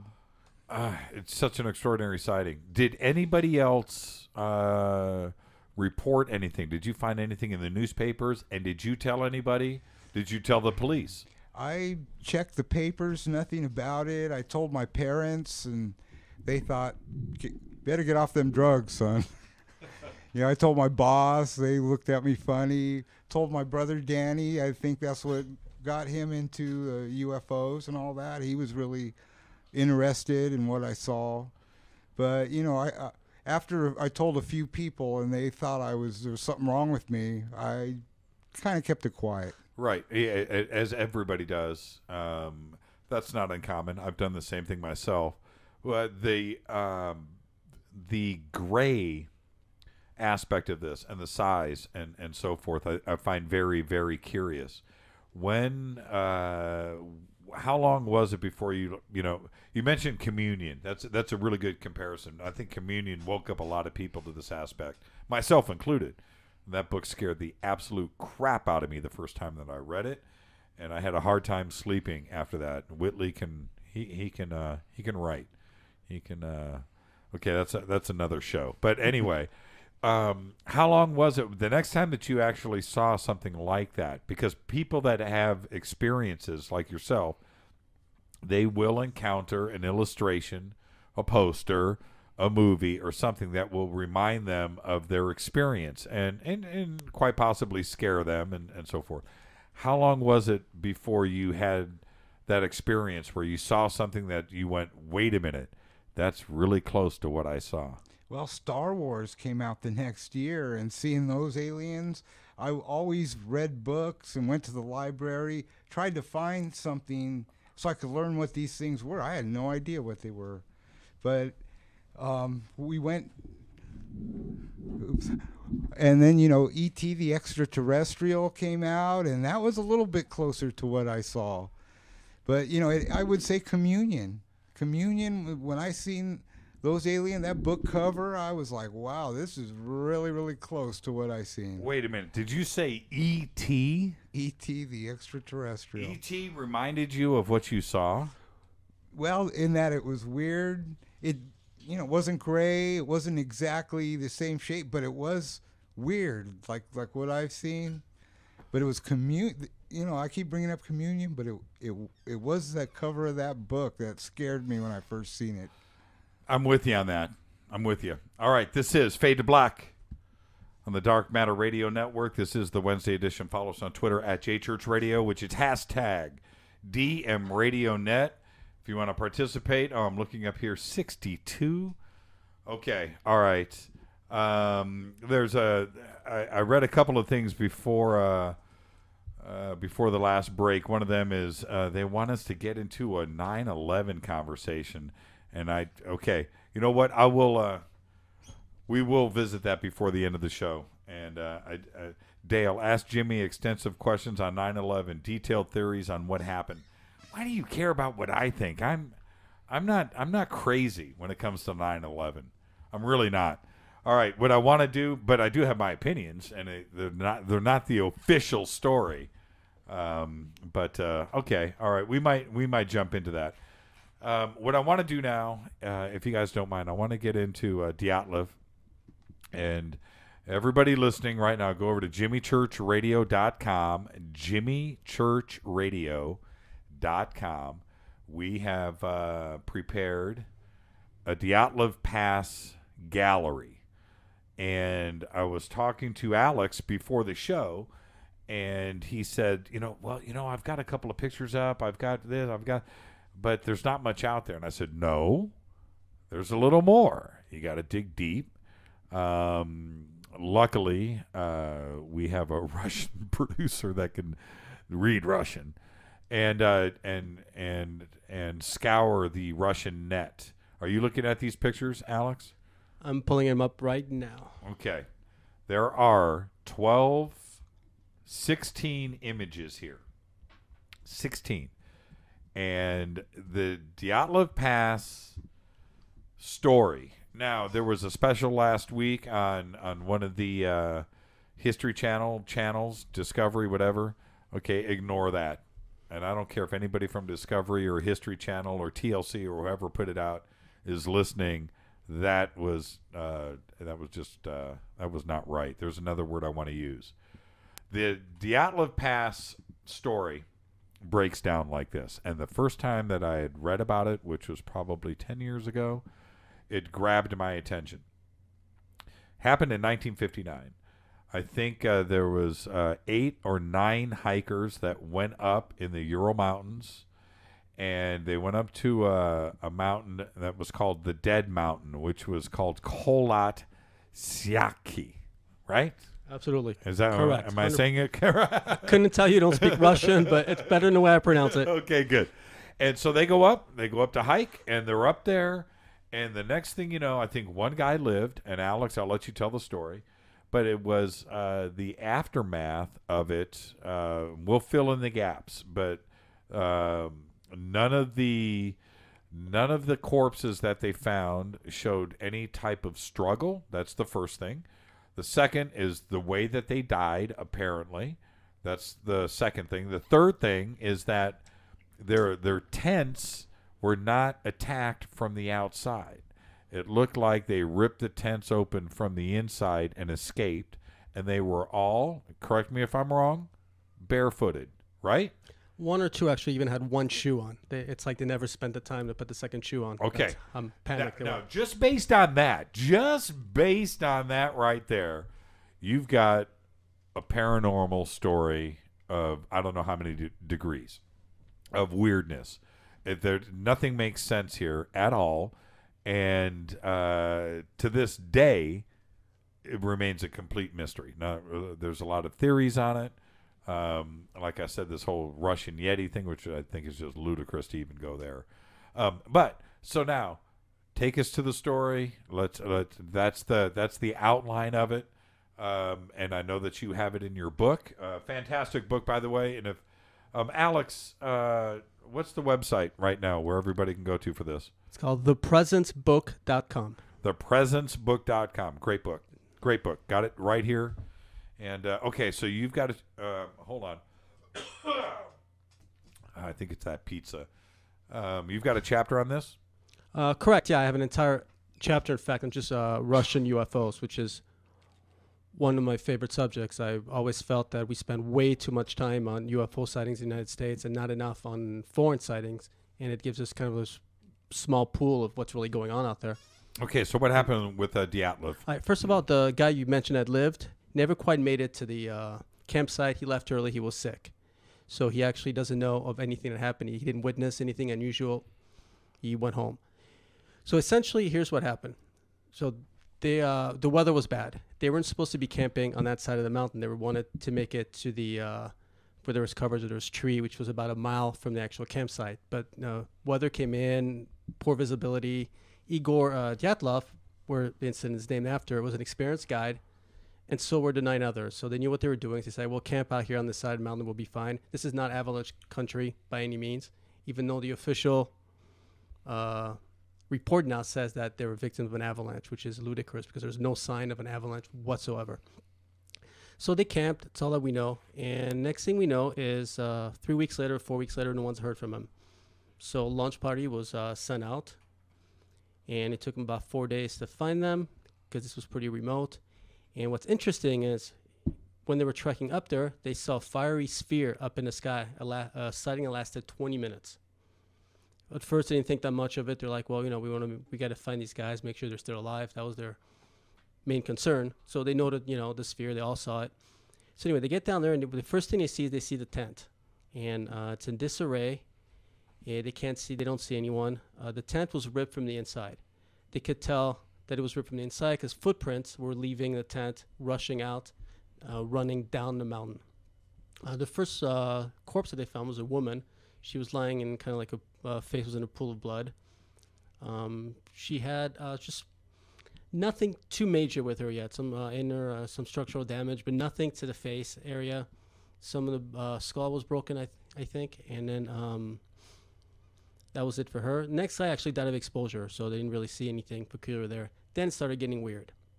They started finding some of the other bodies that were, according to the autopsy, it's like they were in a car crash. What do you mean? They were so damaged. Some of the internal organs, some of the bones were broken, some skulls were broken. One of the doctors in the autopsy described it, it's like they were under extreme pressure. But there was actually no outside damage to the skin, outside of, just exposure and, right. From there in the cold. And they never determined the source of death. Nothing to do with coyotes or some kind of wild animals. No teeth marks. No teeth mark. No missing flesh. No missing flesh whatsoever until the last one, which we'll get to. And furthermore, there's no prints of any kind aside from the hiker's their print. own prints. Yeah, footprints. Footprints. Yeah, absolutely. Just theirs running away from the tent. That's all that was there. No animal prints. Nothing. And each hiker again escaped from the inside of their tent. Correct. Out. Yeah, some of them are in their boxers, literally. Most of them are barefooted. One of them was in socks. One had one shoe on. They absolutely panicked. And the other, just to make this perfectly clear, there was feet of snow outside. It was a heavy snowfall. Correct. This was not a warm summer night. This wasn't a warm winter night. This was a cold, mountainous region, and you wouldn't sleep naked. First off, you would probably sleep clothed, with your socks on, and I don't want to take this to extremes, but everybody needs to understand how, what kind of environment they were in, but yet they were found semi-clothed in their underwear, barefoot in most cases.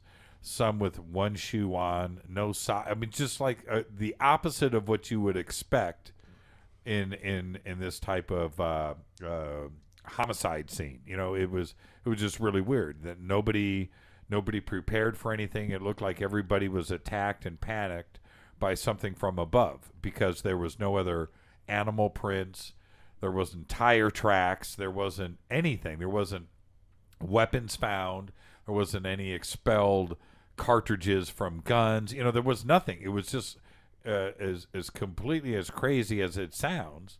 That's exactly the scene that they found. Correct. There's absolutely nothing besides the dead bodies that were found. It's extraordinary. Now, let's go to these pictures. I know you've seen some of them. Maybe you've seen all of them. We just put this gallery up. I've seen these pictures before, but I'm seeing the gallery for the first time. So let's go to, everybody go to jimmychurchradio.com. We're opening up the gallery now. The gallery is below the guest appearances. Down in the middle, it says Dyatlov Pass in red. And there's 16 images there. We are going to start where we always start. Image number 1, upper left-hand corner, top row. And we don't have a title for this picture, but I'm assuming that these are the 4 hikers, possibly. Maybe that's Dyatlov himself. Now, the pass wasn't called Dyatlov Pass before these hikers and their deaths. Right? No, correct. I'm not even sure what the name of the pass was. You mentioned the name of the mountain, which the Mansi people, which is the local people, the local tribe, calls it the Mountain of the Dead because it had a reputation of just strangeness. Okay. So here we have 4 of the hikers here. Let's go to the next picture. I just closed the gallery out really quick. Go to picture number 2 in the top row. Again, I'm guessing one of these might be Dyatlov. And we'll find out. I'm sending this message out to the producers outside of the studio right now. Which one is Dyatlov in these shots? Third picture is that's right. This one is them setting up the campsite. You can see their skis in the background. You can also obviously see that this is very, very cold and very remote. And the next picture is them hiking up. This might be these pictures might be taken from the guy that survived. Last picture taken. And as you can see, there's no detail here. It is that cold. You can see how everybody is dressed. There's just no way you would be running around out here in your underwear and your bare feet unless something is going extraordinarily wrong. So. And Jimmy, not to mention, is even the 9 students were really experienced. This was not their first ski track. You know, this was a category 3, as they call it, which was one of the most difficult passes. But all these guys had been on numerous expeditions or mini expeditions before, so they knew what they were doing. If you go to the next picture that has the multicolored, it's the first picture in the second row. You can see here that they found 4 sets of footprints, 8 bodies, 4 sets of footprints. And again, I don't know what this next picture is. I don't know. I will ask for clarification from one of the producers. Do you know what this is, Alex? I'm not sure, to be honest with you. It looks like something strange in the tree, and I don't know what that is. Now, this next picture is of one of the corpses frozen in the snow. Now, this one's in your book? It's in my article on the website, on the book. Right. I do believe this is Dyatlov. Oh, this is Dyatlov himself. Now, he looks clothed here. What else can you tell us about this picture? He doesn't look like he struggled. It looks like he just dropped. Was he injured? Did he have internal injuries? Yeah, he did. He same as the other, just pretty severe internal injuries. Just like he was, like they said, like he was hit by something very, very hard, very strong. But once again, there was no sign of any brute force. His clothes wasn't torn or anything like that. Yeah. And he wasn't cut or anything external. No cuts. No sign of any outside weapon whatsoever. Now, here's one of the shots of the tents, and again, and I remember seeing this picture for the first time. The shredding and everything that happened in the tents happened from the inside. There wasn't anything that was outside ripping the tents, going into the tents. Alex. Correct. Yeah. I'm sorry. I was looking at the pictures and. Yeah, it's pretty stunning. Yeah, you know. It's pretty stunning. Here's the other one. The cuts in the tent again. Everything happened from the inside out. I mean, you know, and that's one of the scary things about Dyatlov. And we'll get to the rest of these pictures in a second. But everybody that camps, we all have the same kind of primal fear, because once you zip up that tent, you hear stuff from the outside, and it's not funny. You know, a little raccoon out there making noise might as well be 15 feet tall. Okay? Walking around. It could be a bear, but it's probably not. It's something goofy, but it's terrifying. You know what I mean?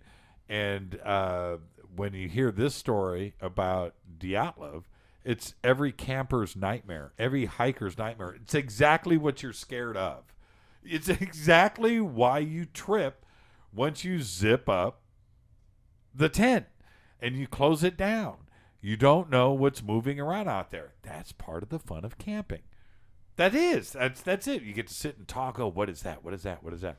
Well, in this case, whatever it was caused everybody to rip their way out of the tents, buck naked, run out into the snow, and then drop dead and die. And so what are your conclusions?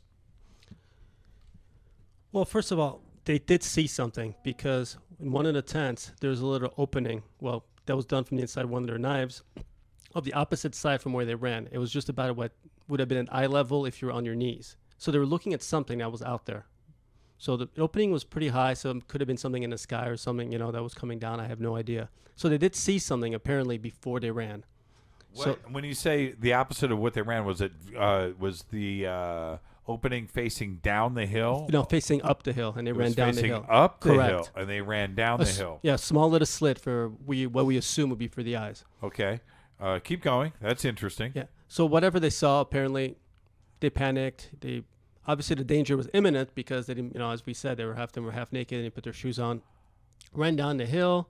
3 died pretty close to the tent, you know, and then as they went down the hill, they kept dying one after another. It appeared like. Right. Except for the last 3 or 4, which were found almost a mile from the tent. Apparently, they made it the furthest, but those bodies weren't found till about 3 weeks later.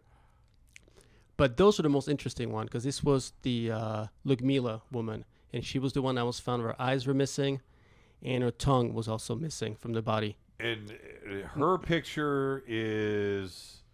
I don't see it up here. Oh, hers isn't the bottom one. See, and here's picture number in the third row. No, this isn't her. The first picture on the bottom row. I don't think so, because that seems you can still see the eyes. And you can still see the tongue. Yeah, her actual too. picture, you can literally see just black holes for where the eyes would have been. And I don't know if we have them here. Okay. All right. And who is the one, which is the picture number 15 in the bottom row? Looks like something happened to his face. Yeah, he may have been. I mean, I don't know for sure, because I haven't actually seen that very picture. Right. But some of the ones that were with Ludmila, it was on the bottom side of a ravine, so it's very possible some of those guys actually tripped and fell slightly and injured their face. But they were the only ones with any sign of any outside structural damage. Was there any, now with the female victim with the missing eyes and the missing tongue, any blood around the corpse? Not that I know of, but then again, it's, they found 4 weeks later. But what was interesting is some of the tree branches above her were burnt. Excuse me? Yeah, the tree branches were actually burnt at I'm not sure the exact height. I estimated maybe 10, 12 feet above her head. Now, the official story, they came out and said, well, one of the, they tried to climb out or try to climb high in the tree to see what was going on, but it doesn't explain why the branches were burnt. Now, what's the, who do you think did it? Who do you think did the killing? Or and next I'm going to ask you how it happened. Okay, well, I can tell exactly who. I do know that I'm positive, 100% positive. I'm going to go out right now and say that it was UFO related. Because first of all, there's another group of hikers that were about a mountain pass away that saw some fiery orange lights right on that mountain pass that very night. And there were also witnesses, some villages nearby that said there's a lot of UFO activity in the area that night. And not to mention that the whole area has a history of a lot of UFO activity. The Ural Mountains are known for... Okay, well, that's not reason enough. No, so what else do you have? It's a correlation. Sure. Radioactivity. Radioactivity was found on the clothes. Oh. There's absolutely no way to explain that in a natural environment. There's no reason for any other clothes to be radioactive. And that's not hearsay. That was determined at the autopsy. The official autopsy says that at least 3 or 4 of the hikers are high traces of radioactivity on their jackets and shirts. With the cut from the tent facing up the mountain, could they see the sky? Yes, they could. Huh. So that's what my theory is, that they saw whatever, maybe it was the ball of light that was coming down. They panicked, made a hole in the tent, started running, and one by one they were getting picked off. And the farthest body was a mile away? Yeah, almost a mile, yeah. It almost made up to the tree line, which is where they wanted to camp originally, but never quite made it. You had mentioned earlier there was something strange about those about the bodies down there. Was there animals involved with that, or did they die in a different way? No, again, they all died huddled together, and they were behind a rock. Apparently, it was like a bit of a ravine, and she was specifically. Now, there's a lot of contradiction in some of the reports, but apparently the ones that I trust at this point seems to indicate that she was hiding behind a rock. At least she might have been on her knees. So they were, they're huddled together, probably because they were cold, but maybe they were hiding from something. Right. And obviously, they never determined exactly their time of death in comparison to some of the other hikers. That was my question. We don't know. You don't know. What they do know is they died about 6-8 hours after their last meal. That's all that the autopsy report.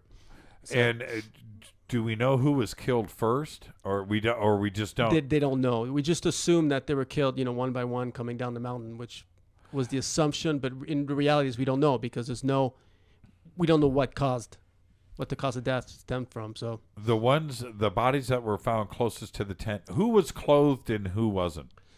I don't have the exact names of all of them were semi-closed. The ones on the bottom though were the most closed. And right. In fact, Ludmila's body seemed to have borrowed the jacket and some of the clothes from one of the early hikers that was dead. So you'd have to assume that those guys died first, and she, somehow were able to grab some of their clothes. So she must have gone back at some point. Wow. So perhaps they weren't killed maybe the same night or right away. Obviously it's really hard to determine. So the bodies that were closest to the tents were the least clothed, and the 3 bodies that were found a mile away were the most clothed. Correct. And they got the most distance on. Which led me to believe they died much later on. It's one of the craziest stories, unsolved mysteries out there. I've always thought, and when I've looked at these photographs, that they look like, and I understand the internal injuries, but to me it looks like they were scared to death. That's they died in such disconfigured, weird contortion type of, it's not like they look like they died screaming. And if I'm making sense, I want you to understand is, if you die, you get shot and you fall on the ground. Okay, you die in that position. I get it, but that's not how they died. It looks like each one of them was in a position. When you look at the picture down at 7 o'clock, the woman's face, right? Look at her hand. That's not a natural position to die in. Her hand didn't fall on the ground. It looked like she died in that position right there. She's still in the snow. And if you go to the face down position or the face up position of the which is picture number 1, 2, 3, 4, 5, 6, 7. If you go to picture number 7, look at his position. His arm is up in the air. His other arm is next to his face. And look at his feet. His legs are still bent. He's in the snow. And that's not a position you would fall in if you were falling to the ground. My first impression upon looking at the pictures is that they died standing up, running. and that and the position they dropped in was they were already dead. That's maybe why his knees were bent. He was in the process of running. Most I agree likely, with you. something killed him. Whatever it may be, fell down, and never moved again. Now, did the Russians and Russian media ever come out with any type of? I mean, you've got to explain something to the families. I mean, what was the cause of death, and how did they handle it? No, initially, they just called it a natural force of nature. Was one of the way they phrased it. What does that mean? They never said. That's all they said.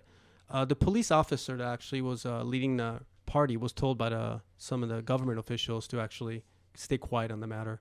He especially about the spheres, because he was really concerned about some of the spheres and the UFOs that were seen by over this past that same night, and he was told not to talk about that, and just to mention force of nature.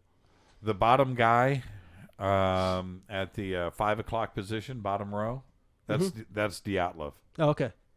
So, and yeah, wow.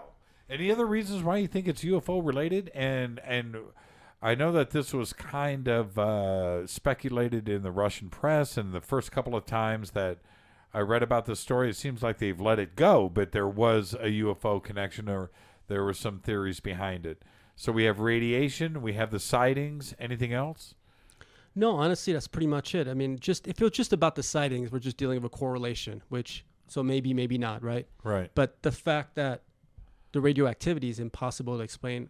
I mean, I know there's a lot of rumors about maybe some secret Soviet experiment, but that left no trace either. So I don't see what that could be. There's, another theory that infrasound, Interesting. Caused them to panic, which is what infrasound does. It's below 20 hertz, which is below our hearing, and it does stimulate the flight.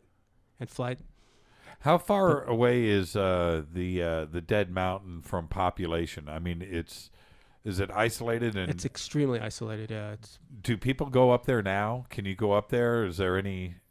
Yeah, people still go up there today just to kind of check out the site, but there's really nothing up there still. Really? They didn't really take advantage of it from a tourist standpoint. The thing is, the story died. They buried the story till 1990 when an article came out by, in fact, that very police officer that was involved in the search. Completely buried till then. People didn't even know.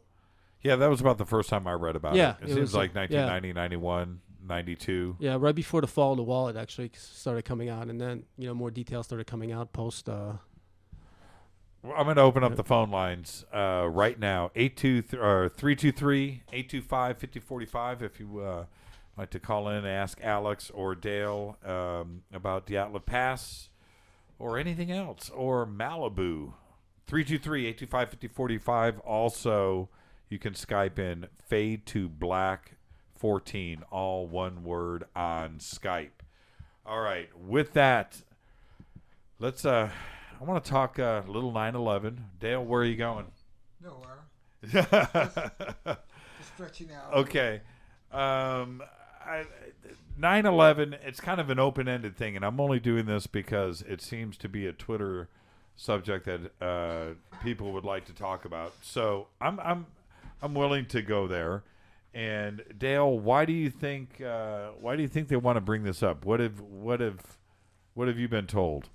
Well, I think they're looking for your view to see what you think about it. Everybody has a different view on that. Some think it's happened just the way the government said, and a lot of us others think there's something going on there. Some of the official stories just don't jive. But I think, they want to hear your story about it. My story is, all right, I'll ruffle some feathers. My story is this. It was planes. It really was. I think it's freakishly crazy, and I'll explain my reason for saying that. But the other aspects of it where apparently members of the Saudi family were still flying in airplanes when we closed down the airspace and were allowed to leave the country. I thought that was pretty strange. Apparently members of the bin Laden family were on a private plane, were allowed to exit the United States when all flights were grounded in the country.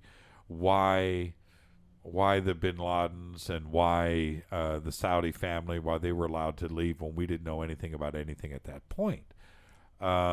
Certainly, I don't know if members of the royal family from Denmark were on a plane and allowed to fly out. You know what I mean? Or South Africa or Panama or the Honduras or Iceland or Greenland.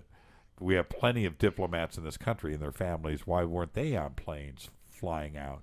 Why was it just apparently that? So when I look at that aspect, then I feel like somebody knew something ahead of time. And then that's when you open up a whole can of worms of the conspiracy aspect of it. But I don't think it was a hologram. I don't think the planes were holograms. I don't think that there was a nuclear bomb, detonated underneath the World Trade Centers. I don't think it was anything like that.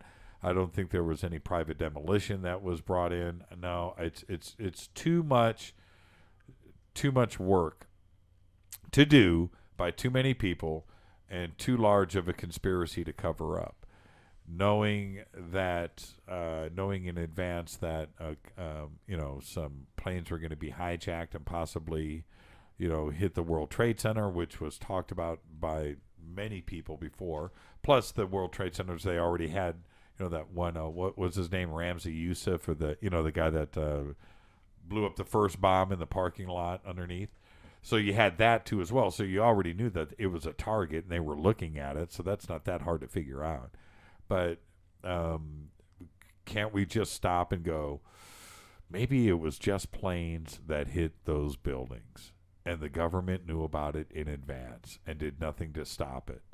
That's a conspiracy right there. That is a nasty thing to think about our government. But it could have been just that. How the buildings came down, I don't know. How World Trade Center 7 came down for no reason, I don't know. It doesn't make any sense. We were all watching 9/11 that day. And every time I heard them say on TV, oh, it looks like WT7 is going to fall. I'm like, what does that have to do with anything? It's just sitting there. There's plenty of other buildings that are still standing around there and no problems. What does that have to do with the first two? It doesn't make any sense. When it finally came down, when it, that felt a little strange to me. That did. But the first two buildings, the one of the reasons why I feel strange about World Trade Centers 1 and 2 is shortly after that, I think I was talking on the air with Jim Mars about this a couple of weeks ago. I think it was Jim. Over in Milan, Italy, the tallest building in Milan was hit by some guy in a private plane, ran it in to the top of the building. Very World Trade Center-ish, kind of feeling to it. And certainly looked like it, too, when they were reporting it. But nothing happened. Now, I know it wasn't jet fuel, and I know it wasn't this one, but that building certainly didn't fall. It burned for a few days or whatever, but it's still standing. And that was a weird example of something like that, exactly the same as, not exactly, it wasn't a 737 that ran into the building that was full of jet fuel. But what happened there is what we all expected to probably happen with the World Trade Center 1 and 2, in that those buildings shouldn't have fallen. And I understand the conspiracy theories and how they could be put together. I do. It doesn't make sense. Those planes compared to World Trade Center were small. You can see the outline of the plane as it went through the building, and it doesn't look like a whole lot of damage happened. And so I feel a little bit strange, but I do think it's I think it was just planes. Anything else, Dale? Are you with us? Yes. What about the Pentagon? Well, okay. We were talking about the Pentagon a couple of weeks ago, and as soon as we brought up a few of these subjects about the Pentagon, I got tons of email stating a bunch of different facts. That there were literally hundreds and hundreds of witnesses on the freeways around there and on the ground that saw the plane hit. My question was always, how come they haven't released any video? That it's downtown Washington, D.C. It's the most videotaped, captured, surveilled, secure place, better be, in the United States. So don't tell me that you don't have 1,000 different camera angles on this impact and don't release it to the public. Here, all of the videotape that we can possibly watch of the World Trade Centers has been shown. I can't watch that video anymore. I've seen it so much it physically upsets me to see those planes go into the building, And but with the Pentagon, we don't have that, and it's there. So why hide it? And why not show everything that you've got, like you've done with the World Trade Centers and trying to prove this point? So that's where I have the problem. I've always brought that up, but I got so much email about the hundreds and hundreds of witnesses that did see the plane fly into the Pentagon. I'm a little confused as to the hole in the side of the building on the Pentagon, why it's so small, and why there's no other marks on the building anywhere where the wings or the engine should have hit the building, and I feel a little bit weird about that. But the thought of it being a missile fired from our own government into the Pentagon, I back up a step, and I find it confusing. Why there is no footage of it? I'm confused with that. Why there isn't one cell phone camera, one video camera from a private citizen somewhere filming that, because you had a lot of lead time going in, with that, and things were expected to happen, and the warnings had gone around Washington and so forth. So you would have thought that news crews and, television cameras and private citizens would be filming the skies, and that would have been videotaped ad nauseum. And that there would be hundreds and hundreds of videotapes all over the web of that accident. And there's not one. Not one.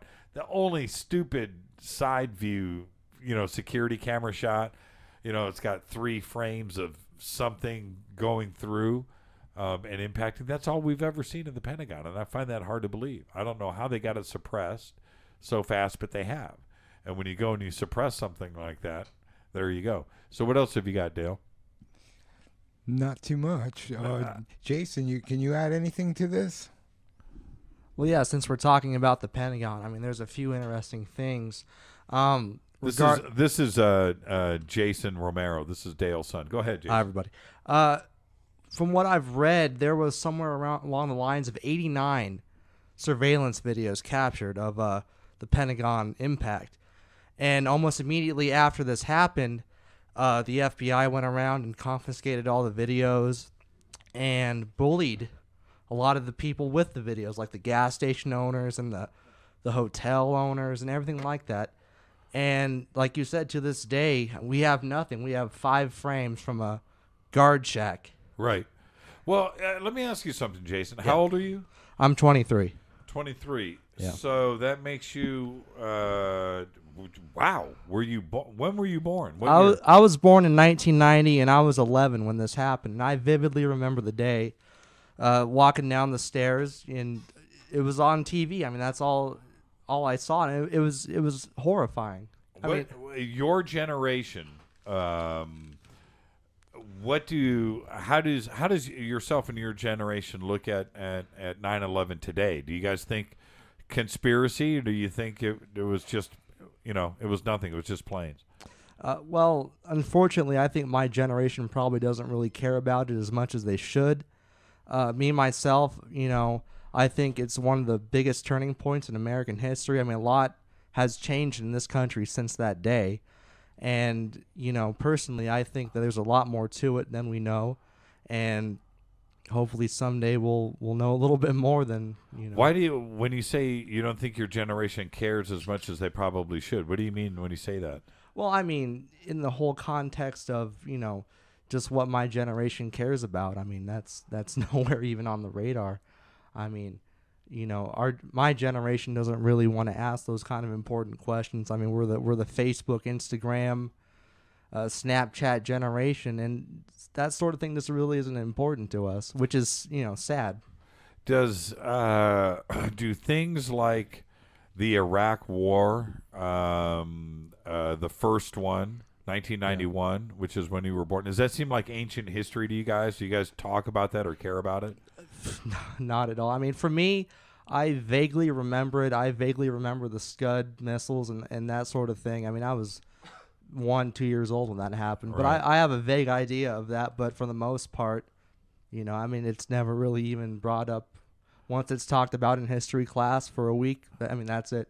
You guys do talk about it in history class? Oh yeah. I mean, we kind of gloss over the 90s to the 2000s, but other than that, that's about it. Wow, that's interesting. How does that hit you, Alex? And and I ask you because when we were growing up, we were taught about World War II and the Korean War and the Vietnam War, and we went through the Vietnam War, and the Vietnam War affected us for still to this day. I mean, we're affected by it, and we talk about it. And the Iraq War is for our generation, and you and I are about the same age, so these things are significant events for us. But when you talk about a generation before us, Dale's son, who's 23, yes, and you hear that about their generation not really knowing about or caring about a whole lot of very significant events in our history. How does that hit you? Well, it's weird, but they grew up with having this going on all the time, where we didn't. Vietnam we were too young, right? I'm 44, so we learned about it in school for the most part. But while we were growing up, there wasn't a war going on, But with these guys, they grew up and it was going on all the time. It was like just another day, and I think and that plays into it. I heard this yesterday, and it hit me very strangely. The Afghan war has been going on for 14 years.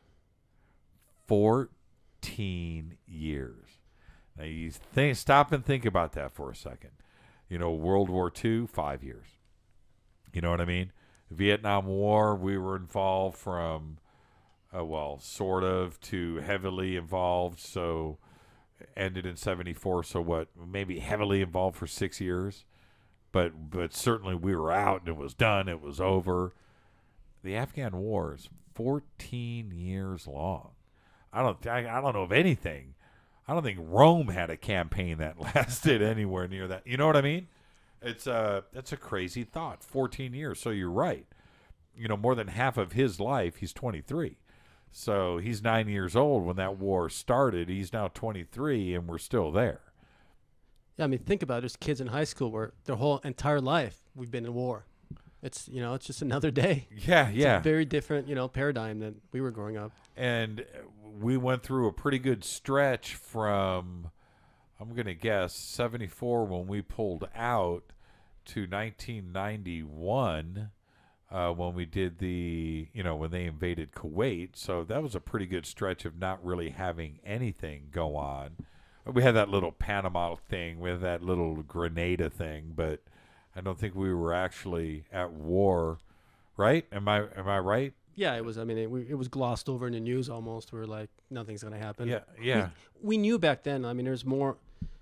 It was us and the Soviet Union. We knew we were never going to war. Until 92, and I was 22 in 92, so I was after college everything changes, but you look at things differently. But like I said, growing up I always felt safe. There's no war. So back to you, Jason. Yeah. Do they you and your friends, your generation, do you trust your government? Do you guys look at 9/11 as being a conspiracy?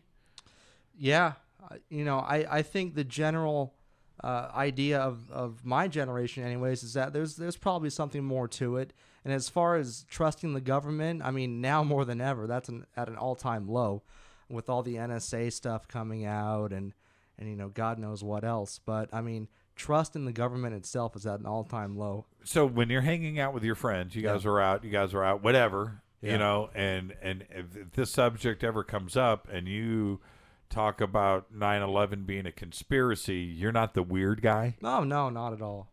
Really? No. I mean, my generation was raised on the internet, and I'm sure we've all found our way onto websites that will discuss a different point of view. with that, and it's not weird at all to kind of question the official story, and Really? Oh, yeah. So what about the UFO subject? Well, how does your generation deal with that? And I'm going to say, before you answer, there's a definite we have a generation gap going on in ufology right now. For probably from 1947, 1950, a very consistent, it was a generational thing passed down father to son, and it was almost status quo. We had lots of reasons to believe, lots of sightings, and things were accepted as normal, and then something happened where now if you go to a lot of UFO groups have just disbanded and have shut down because of lack of interest, and newsletters and magazines have shut down because of lack of interest, and there's if you go to, now I'm not saying there isn't a general lack of interest, because there isn't. There's plenty of interest in it, but we have a gap now. And if you go to a MUFON meeting, or if you go to different conventions or symposiums, and you go and you hang out, you'll see that it starts at about the age 40. If you're a 30-year-old researcher, you are young, and you stand out in the crowd, and there's probably only one of you out of 200 in the audience. And Alex is sitting there nodding his head, because that's the way it is. You've been going to meetings now for MUFON for 10 years, right? And you're the largest MUFON chapter in the world, correct? Correct. How many members in MUFON before you left? Hundreds. Hundreds. Not 100 showed up every month, but yeah. But it was large, yeah, right? it was extremely large. We're probably the largest one, I believe, in LA. And I think in the world. I think probably. Yeah. And so, but when you go to your MUFON meetings, you see the same people. Yeah, Am I right? Yeah, it's preaching in the choir, and most of them are 50 and above. I'm young. Right. And you see the same people every single month at the meetings, right? If a new guy shows up, he stands out. Absolutely. That's what I'm trying. That's what I'm trying to. That's a problem. Yeah. Right. You don't have a big influx like you have a meeting and you've got 10 young members showing up with an interest in UFOs. Right. No. Doesn't happen. No. Let's swing it back to Jason. This is what I'm talking about this generation gap. Yeah. And ufology needs. It's hungry for. He just said he's the young one. I feel I'm the young one. And I go to these meetings. It's only because I look young. Oh, absolutely. I look good, huh? I look good. Beautiful. Real good. Yeah. I feel young. And it's crazy for me to feel that way.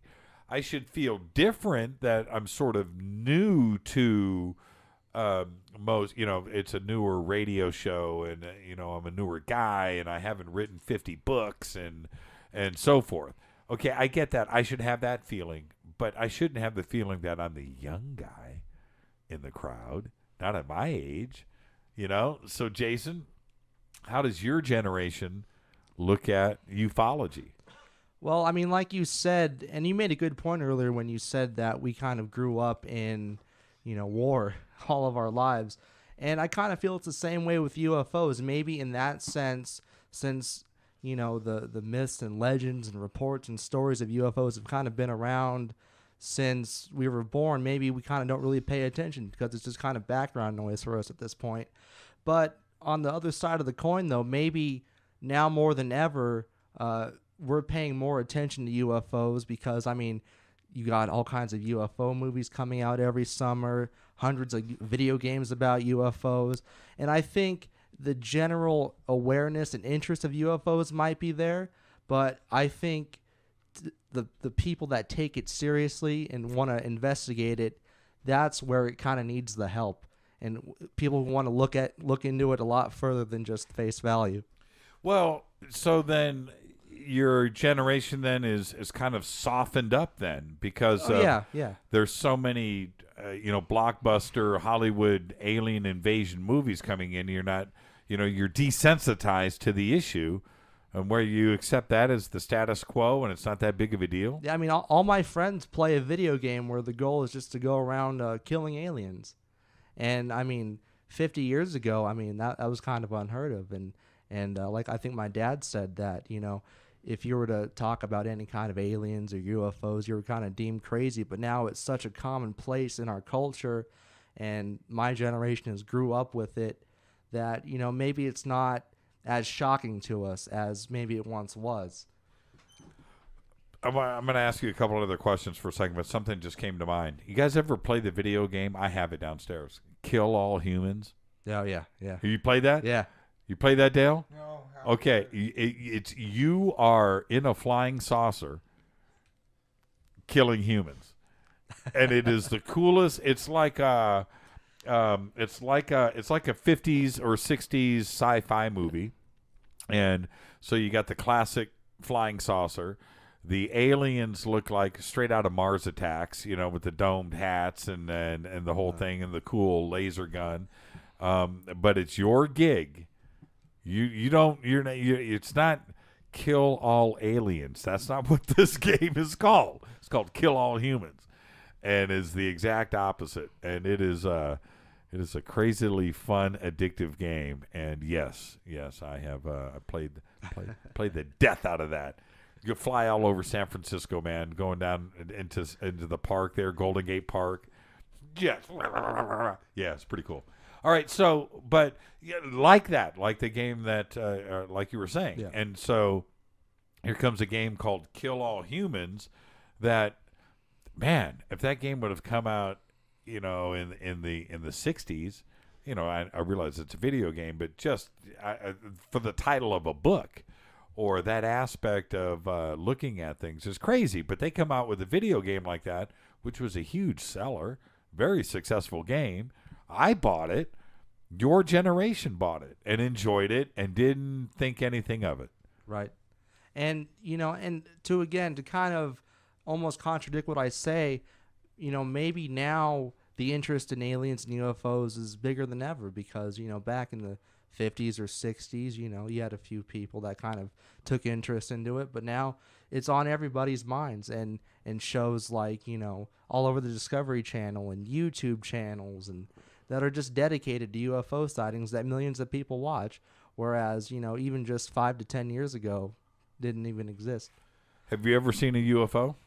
No. And I feel like I'm the only person in the world that's never seen a UFO, because I know my dad's seen, you know, his sighting, and I know a few people that have seen some things, but I feel like, you know, I'm one of the unlucky ones. You live next to Area 51. Oh, yeah. And I've always wanted to make the drive up there, but, you know. And nothing strange in the sky. Well, we do. Living in Vegas, you do have the opportunity to see the Janet planes right on a daily basis. Oh, shut up. Have you gone out to McCarran and watched the Janet planes? Oh, I mean, you could. They're clearly visible. I mean, they're hiding in plain sight. Right. You know, and it's always kind of interesting to see the planes taxiing and the people unloading off the planes. And hold on, we got a call coming in. Let's take a quick call. I've ignored like 6 in a row. Hi, Michael. How you doing? Doing good. Where are you calling from tonight? Beech Grove, Indiana. No, seriously. Yeah, I'm your Twitter guy that bugs. Oh, that's right. That's right. We were talking about the patio the other day in the Roxy Theater. Yeah, and I've called you before and said that you need to get Art Bell on as a guest. Yeah. One day, you know, what's funny is, you know, we contact Art every week about coming on the show. So there will be one day I'll get the email where he says, "Okay, Jimmy, Uncle, you know, I give, let's do it." So it'll happen sooner than later. So what's going on tonight? What do you got? Well, my question's for Dale, and I wanted to know if for the first time he saw aliens, when he was describing him, has he ever seen the video for the Fresno Nightcrawler, and is that what they looked like? Well, I've never seen that video of Fresno, but I will be looking that up tonight. And yeah, it's a guy. He had it on a security camera, but he doesn't speak English, so it was really hard to, you know, there was an interpreter, but it just didn't seem, you know, it's a video that's out there called, and it kind of sounds like what you were talking about. Well, what did you see in the video? The video I saw was it was like 3 foot tall people that shaked with really, really long legs, not much of a torso, and a head. Interesting. About the same height too? about 3 feet, and they shuddered across the guy's front yard. Interesting. Okay, we will get right on that, Michael. Yeah, it's an old video. You know, old as in a couple years. It's all over YouTube. Other shows of, you know, TV shows have done stuff on it, trying to recreate it, and nobody could recreate it. Some show on Sci-Fi Channel tried to recreate it, they couldn't. And it could have been just a security tape, but they shuddered and kind of walked funny, just like Dale described. Interesting. I've got it, the Fresno Nightcrawler, and you know, I like to think that I don't know everything, but I try to keep my finger on the pulse of what goes on here in California. And this one sneaked past me, so I'm kind of excited about it too. I know that there. So, real quick before I let you go, born and raised in Indianapolis. Yeah, South Side, Stop 11. You know, grew up in North Vernon until I was 6. Came to Indianapolis, went to Vincennes for a few years for school, came back, lived in Cloverdale for a bit. Yeah. Just been all around, you know, Indiana. Well, you know, I went to Warren Central. Right. Sounds like me and you probably been to a lot of the same shows when we were really, really young.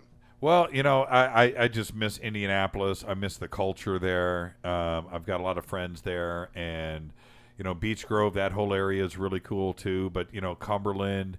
And again, we were talking about how L.A. has grown over the years. Well, the same thing happened to Indianapolis. I've been back there a few times. Well, I've been back there a lot.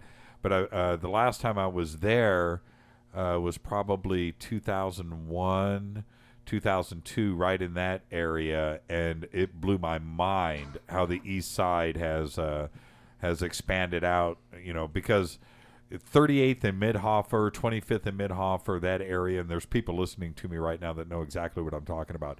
That was all cornfields that we used to ride our motorcycles through. And the woods I grew up playing next to and had my tree fort is now a subdivision. That's what I'm saying. You know, and I went back out and I was like, what? You know, it reminds me of that Rush album, you know, Subdivisions. That's exactly what happened in Indianapolis. All right, Michael. Hey, man, it was great. Yeah, go ahead.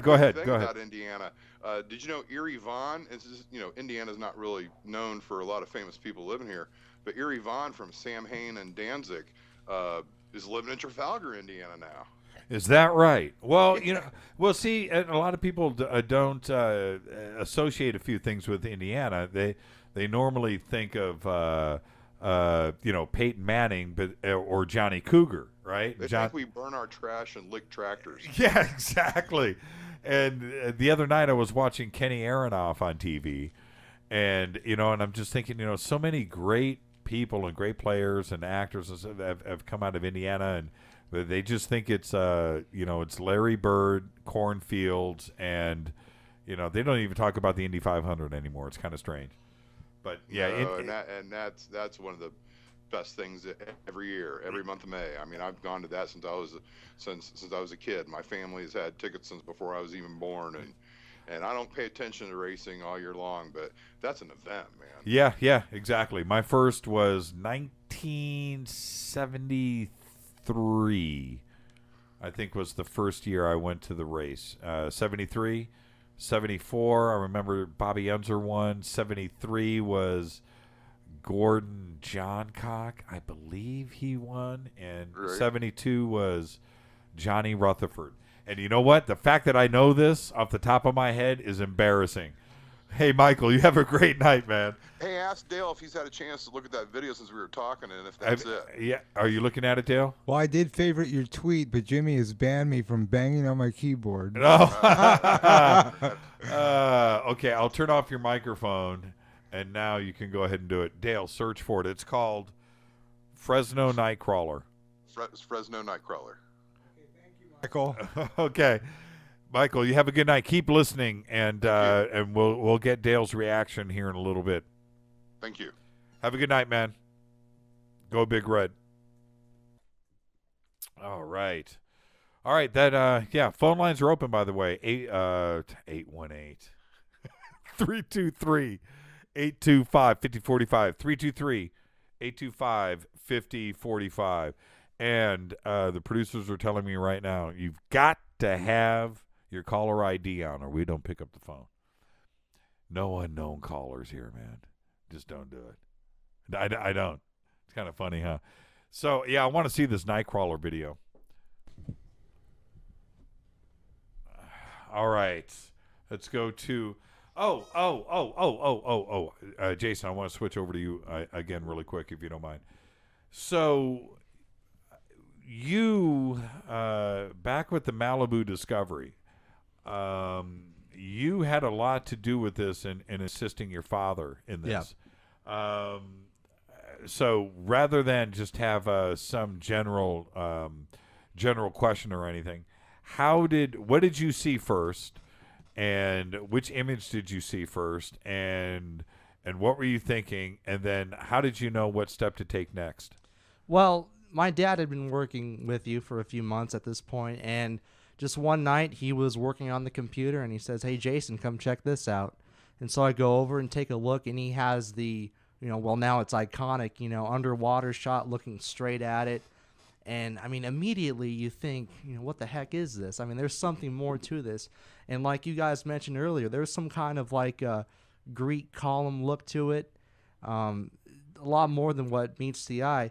And the one thing that I found when I was kind of taking a look at it myself was that area where the base is, it conveniently isn't as high resolution as the surrounding areas. You look at the underwater topography, right next to it, and it's like perfectly detailed. Every canyon and crevice underwater is, perfectly mapped out. But you get to this, and it's just not as high a resolution, and you got to wonder why. Yeah, exactly. We got a call coming in from the 415. Who's calling? It's Dino. Hey, Dino. How are you, my friend? Hey, I wondered why you guys kept hanging up on me. I guess it was my block number. Now the NSA knows why I called. Hey, it's not me, Dino. It is not me. Okay. Okay. I'll remember next time I call. The reason I'm calling is the conversation had gone toward younger people's interest in UFO phenomena and exopolitics. And since that is some group that I have worked with and continue to work with now, teenagers, high school level, I have to say that when I do talk to some of the brighter students, there is quite an interest. And since they are on the internet, I direct them to places like Paradigm Research Group and like the Dying CIA Agent Confesses, to just give them a little taste. And a lot of them are really turned on by it. And how, when you say that, do you think the interest is, does it continue past that first day, if you know what I mean? Do they continue to research? Some that I know. Some that I know do. They come up to me, and I was, in fact, interested. I thought a kid was making fun of me one time, and he came up to me, and he said, "Oh, yeah," and he started quoting all these facts about, and the underground bases and all this. And I went, whoa, because things that I hadn't talked to him about. So that told me that there are some bright teenagers out there who maybe as they mature might start to take this more seriously, especially when it's in conjunction with what's in the news media about how we're being spied on by our own people. Do you think there's a generation gap in ufology? I don't think so. That's why I called. I see that if once you get the information out there, and it's not the BS that's on some of the YouTube. There are some good YouTube stuff. There's bad. And of course, I think it could be disinformation that's out there to try to make people like you and me look like we're silly, but we're not. I have a higher than average IQ, and I have a lot of life experience. And as much as I've been interested in this for many years, I'm a little older than you. It's only the last 10 years that I've done serious research to say, hey, there's something out there. There are just too many things, and too many things that are not silly. Yeah, it just I feel like my generation was the last generation that was feeling the same way that I do. That's my point. And I just think that after the 80s and 90s kind of rolled by and my generation started to get a little bit older, and and now we're the generation representing the 60s and 70s. We're now the grown-ups. You know, we're where my parents were, 20 years ago, if you know what I mean. Now I'm parenting, and we are the leaders, not only in government, but we're the teachers. We're the ones in school. It's our generation. But I don't think that the high schoolers of today and the college students of today, I don't think that they have the same interest that our generation had 20 years ago. And I think that is my point. Let me say something about that. Excuse me, but when you look at people like Stephen Bassett, who's trying this push, I think this month finally, for full disclosure in Congress, whether it happens or not, he's going to lobby. Yep. And he is always saying it's the young people. Richard Dolan, I think, has said many times, it is the young people that are going to carry this through. No doubt.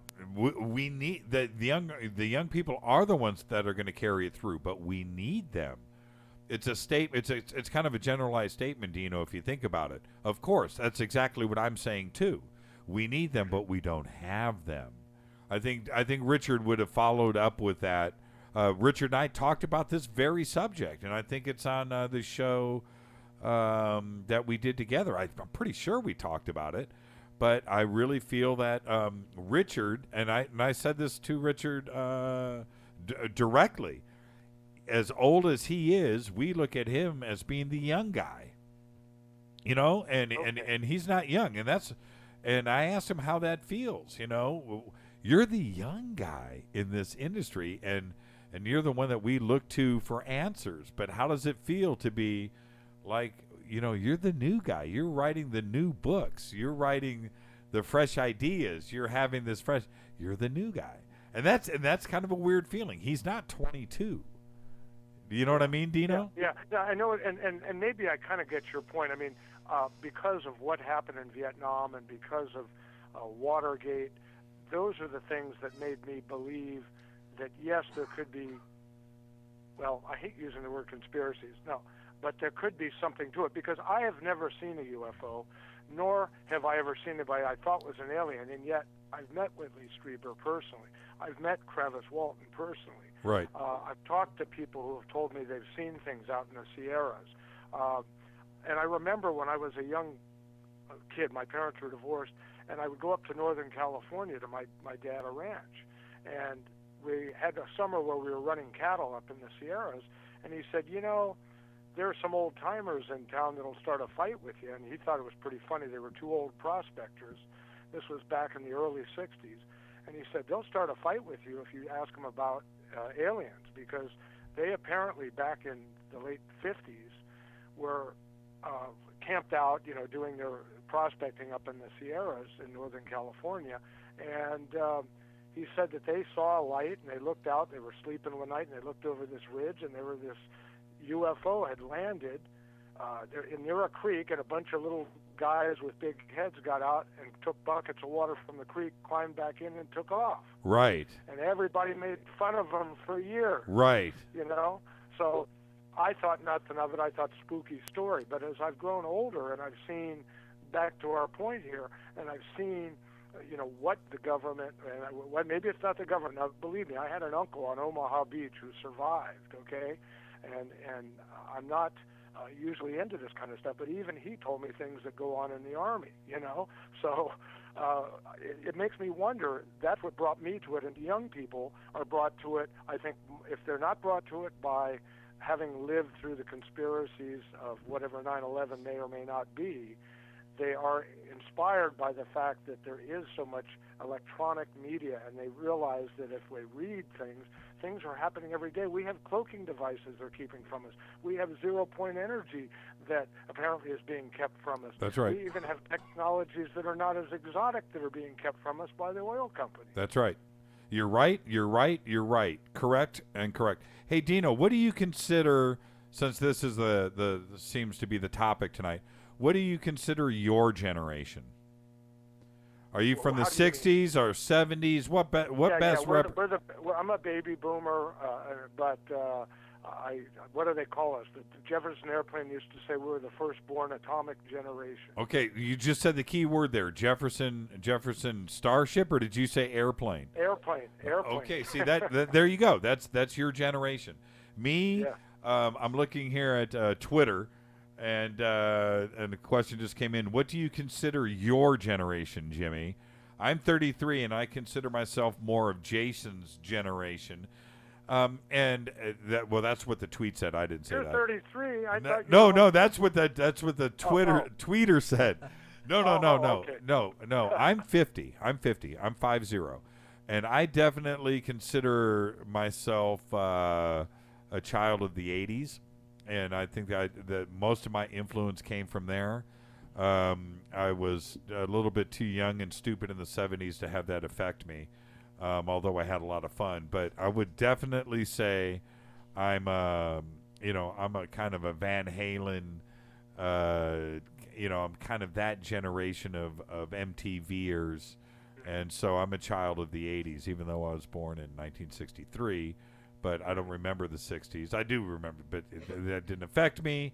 And the 70s and the disco era is it's warm to my heart, but it didn't affect me like Randy Rhoads and Eddie Van Halen affected me in the 80s and MTV. Well, if you have an open mind is the key, and I think that whatever generation, they have to realize at some point whether it's they had a bad run-in with some cops that weren't good cops, whether they went into the military and were not treated correctly, the way you're supposed to be, whether they've seen how friends were treated maybe in the prison system. Even if you're not into social justice, this whole idea of UFOs and hidden things, it's scary. I don't like to be that way. I was a more positive generation. But when you read and you use your thinking, I know people, the 9/11, I used to think that was goofy. I had a girlfriend, oh, no, you got to look at this. And she just gets mad every time. And she said people with above average intelligence, you tell them something they don't want to know, and they won't use their cognitive skills to try to figure it out. And that's what I do whenever I listen to your program or I read something, or I read Ed Comerick has a new book out, which I told him was the Reader's Digest of the exopolitical movement. I don't know if the book's all true, but it certainly raises a lot of red flags with me. So any critical person, if you went to college or not, start looking at stuff. If the evidence is there, if it's good evidence, or if there's a question of a reasonable doubt, that's what our court system does in America, right? Well, the American.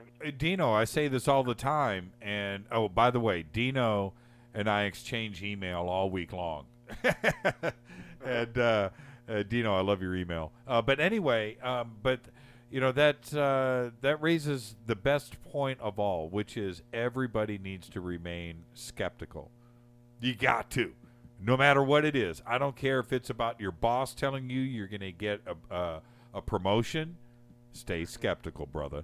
Well, stay skeptical. If somebody tells you something, stay skeptical. Just go and read, find out yourself. Go and read. You listen to a show like this or a show that's not like this.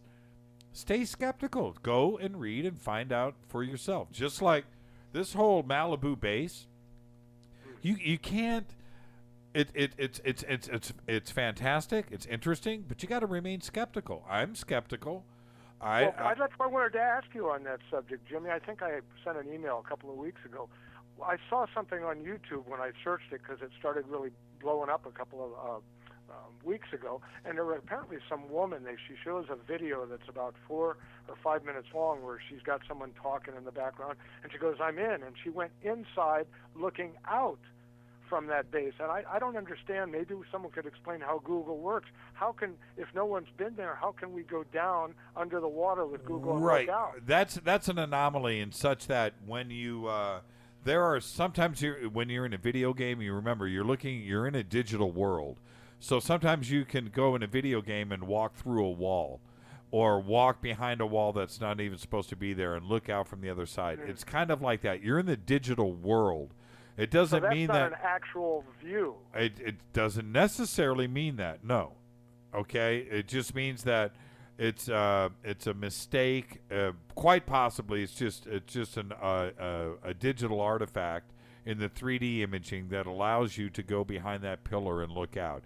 Does it mean that a camera went down there and did 3D imaging and you are following the 3D imaging path? of the camera that it followed like you can with Google Street View? No. Doesn't necessarily mean that. And in this case, I'm afraid to say that we only did those views. Jason did it. And the only reason why I published those views and the only reason why I put that in the video, because I thought it was interesting. That's all. That doesn't mean that I was there or Jason was there or Google Earth was there. Doesn't mean that they haven't been there, but certainly it's just a mistake. And it's not a mistake. What's the word that I'm looking for? It's anomaly. Yeah. Well, man, I say that word too many times in a day now. It seems, but it's just it's an error. It's an error. You're just taking advantage of a 3D digital world, and you're walking somewhere that isn't really there. And okay. Well, I got it. I thank you for all the time you've taken. I won't hog here, but I would like to ask if we could get Stephen Bassett on to find out what's happening, whether it happens or not. This disclosure. Where they're sending out 520 DVDs of the citizens hearing on disclosure that happened last year, and it's supposed to be launching, and I haven't, I get emails, but it hasn't really happened. Right. Okay. Well, I've got some good news for you. He will be on the show in 2 weeks. Okay. Okay. He's going to be on the show. I'll call back then. He's going to be on the show in 2 weeks. It looks like 15, 16 days from now he's going to be on. I'm looking at the calendar here. June 3rd. Yeah. Oh, no, that's August. What month are we right now? We're in June. Yeah. July 3rd, he will be on the show. Okay, because we're behind schedule on getting this out there. He was supposed to launch back at the end of May. Yeah. He was on the show a few months ago, and we were excited about him getting, or it was probably 6 months ago he was on the show now. About the push and getting the videos out, and so we will have him on the night before July 4th, which is on a Friday. He's going to be on the 3rd, Thursday. And the 2nd, you know who we're going to have on the 2nd, Dino? Check this out. Lynn Kitay, the Phoenix Lights, the doctor. Dr. Lynn Kitay. So I'm excited about that. That's a wonderful thing, too. I have a lot to say about that in the future. But this is good. I don't watch TV on the nights you're on, which is good because it's a wasteland. That's all that I care about, Dino. And, hey, where are you calling in from? Well, I still feel, even though it's not encrypted, I still feel out of privacy. I'm a little bit paranoid of people knowing where I am. I'll just say... Give me a state. North from you, California. Okay, that's all. Dino, have a great night, my brother. All right? Okay, I'll listen with interest to the rest of the show. Thanks, Dino. You have a good night. Bye. All right. Oh, I brought up the wrong fader on Dino. He was over here. That's why that noise was in the background. Sorry about that, everybody. I didn't have to do that. I brought up the wrong fader. He's over here. I cranked up this one, and it was only feeding because the auxiliary was feeding into that one, and it didn't have to be that way. Sorry about that. Was it bothering everybody? I don't think so. Okay, Michael Anderson just chimed in and said, I am from the hair metal generation. The hair metal. Dale, you're from the hair metal. Dale hasn't let it go, though. He still looks pretty rock and roll. Well, I was corporate for a while and got my hair cut real short and spiky, but since I'm not corporate anymore, I just decided to let it grow. Now, did you see the videos yet? Did you see the video? Yeah, I'd seen it prior to this, though. And what do you think? To be honest with you, I question its authenticity. There's some red flags to me where it moves very robotic-like, and all the steps are pretty much even. Uh-huh. And I don't know. I haven't, obviously I don't have the resources to fully analyze it, and I haven't really worked on it, but it kind of looks like puppets to me. Puppets? Yeah, what do you think, Dale? Well, it definitely wasn't what I seen. It's interesting. I'd have to look at it a little closer, but it wasn't what I experienced. I'm looking at different comments here, too, as well. So I would like to see. Everybody's seen it, but me. I'm busy over here. What does everybody think that it looks like? Okay, I'm going to wait for the tweets to come in. Oh, you know what I've ignored tonight? I have ignored email. Been busy all night. Yikes. Okay. Damien, I'm reading yours first. He says, it's a generation gap when somebody refers to YouTube as the YouTube. Oh, that's just a big bowl of wrong. That is just a big... Oh, man. Okay. Oh, that's too long. Can't get to that one. Let's see here. Peter Robbins? Peter Robbins sent us an email. Okay. Oh, that's right. He's going to be on Friday, by the way. Robert Stanley. Robert Stanley is sent in. We'll get this posted up on YouTube, or on the YouTube. We'll get this posted up on the website. He says, here's some crazy new video from my journalism partner in Washington, Wilbur Allen. Do you know Wilbur? No, I do not. Okay. All right. So he's got some Nikon D4s on the roof at night and is getting UFO footage on a regular basis. He lives 7 blocks from the White House. Wow. Over and out, Robert says. Thank you, Robert. I know you're listening right now. Robert is the man. And the thing is about Robert? He, his magazine was great and everything and stuff, but the amount of time he has spent also in Malibu looking at all of this and the megalithic sites and the walls that he has found from the Indians up. Well, it could be Indians. I don't know. Looking at that wall, it could have been built much older than that. It looks really old. But, he's another key player in all of this. And I was talking to... I can't really say, but I was talking to some professional internet people that might be related to Google, or maybe not. But Google Earth came out in 2005, 2006. And from that day forward, everybody did the same thing that I do on Google Earth all the time. I go and look at my childhood homes. I'll go look at a school that I went to in 1972. I'll, look at just all the old cool stuff around, and then of course, type in Stonehenge, and go look at that, and Giza Plateau, and go check that out. Just go and find Tiwanaku. Just go and look at these places, right? And you're looking for significant things that are out there. Well, when Google Earth happened, you know what everybody did in Malibu? Went and looked at their houses in Malibu. That's what you do. The first thing I did was looked at the house that I'm living in. It's what you do. Am I wrong?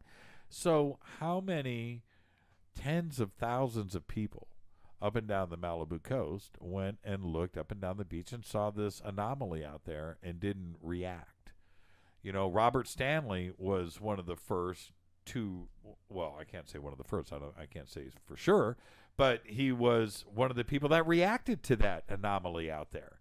And yourself too, Alex, you're a victim of this. I'm blaming you too. I know you've been researching this forever, and you've been looking at Google Earth and up and down the coast and maps and everything, but you're another guy. There were tons and tons. I don't know how many people. I was just saying this week to some official level people. There are potentially millions of people that have seen this anomaly that didn't react to it. There's probably 1,000 people that are researchers and that are concerned with this subject that looked at it and didn't react to it. And that's the numbness of it is what scares me. It took Robert Stanley reacted to it. Couldn't get anybody to react. He sent me letters that he had sent out to people. I'm not going to embarrass anybody right now on who he sent these letters to, but he sent letters out, and he sent those letters to me. Well, okay, man, I'm busy right now. I got stuff to do. It only would have taken one person to take some researchers like Robert seriously a long time ago, and we wouldn't be where we are today. It's like I found in Dale's son Jason and Maxwell, like we found something new. We didn't discover anything new. We haven't planted a flag on anything. This isn't our discovery. We're just the crew that took it to the next level, that had interest in it, that wanted to find out what was there. And then when we find it and we publish it and we get it out, then we're suddenly the crazy. and it doesn't make any sense. All we want to do is find out what it is. Yeah, I said it was a UFO base. I'll say it again because there's a lot of activity like Robert Stanley and that's been going on out there for a long time. We find this. Yeah, we're going to think these thoughts, and they're not wrong thoughts. You know what I'm saying? And it's just, to me, it's shocking that I remember probably, I'm going to say maybe 7 years ago, 6 years ago, I remember seeing this picture. I remember it, but I didn't react. And whoever sent it to me or talked about it or whoever, I can't even remember the memory, but I remember something, but I didn't react. So I was just like everybody else. But suddenly Dale and myself and Jason and Maxwell decide to, take this to another level, and now we're crazy. All we are is interested. And if you don't ask questions, then you don't get answers. And if you don't ask questions, then you're not going to learn. And if you don't ask questions, you can't hold people liable for this. What if it really is a hidden structure? What if it really is man-made? What if it is alien-made? Just what if? Well, you know what? We would never know if we didn't ask these questions. So that's where I'm at with this. Fortunately, we've got some people behind me that don't look at me as being crazy. Okay, great. And I've got some people that don't want to speak on the record about this, that are literally saying, Church, you're on to something. I can't say officially, but you're on to something. Don't stop. And that's what keeps us moving forward. But what if I didn't have this show? You know what I mean? And what if I didn't have the website? And what if I didn't have Dale and his son Jason? And what if Maxwell didn't have the courage to send me that email that day? What if? Then where will we be right now? Well, you know what? We'd be right where the man wants us to be. Stupid and complacent. And I just don't want to have that position. And that's it. I'm angry. Can you tell? A little bit. Well, it's just, it's the way that I feel. Anyway, see, that's what emails do to me, man. They just, man, my microphone keeps giving out. I think it's my compressor.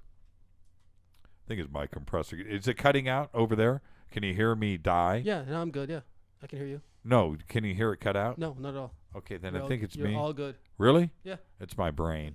That's what happens. I'm serious. I'm boiling over here. It's been 3 hours, man. Oh, this is nothing. I do this every night. I do this every night alone and just talk. It's nuts. It's crazy, huh? You want to be me? Do you think you could do this every single night in front of, 100,000 people? Could you do it every night? I don't know. I would like to, but I don't know if I could. I don't know if I have your skills to be able to talk. Oh, it's not about skills. You got the skills. Everybody's got the skills. It's you just got to learn how to, and I say this every night, just connect your brain to your jaw and don't say the word If you can do that, that is Jimmy Church Journalism Radio 101.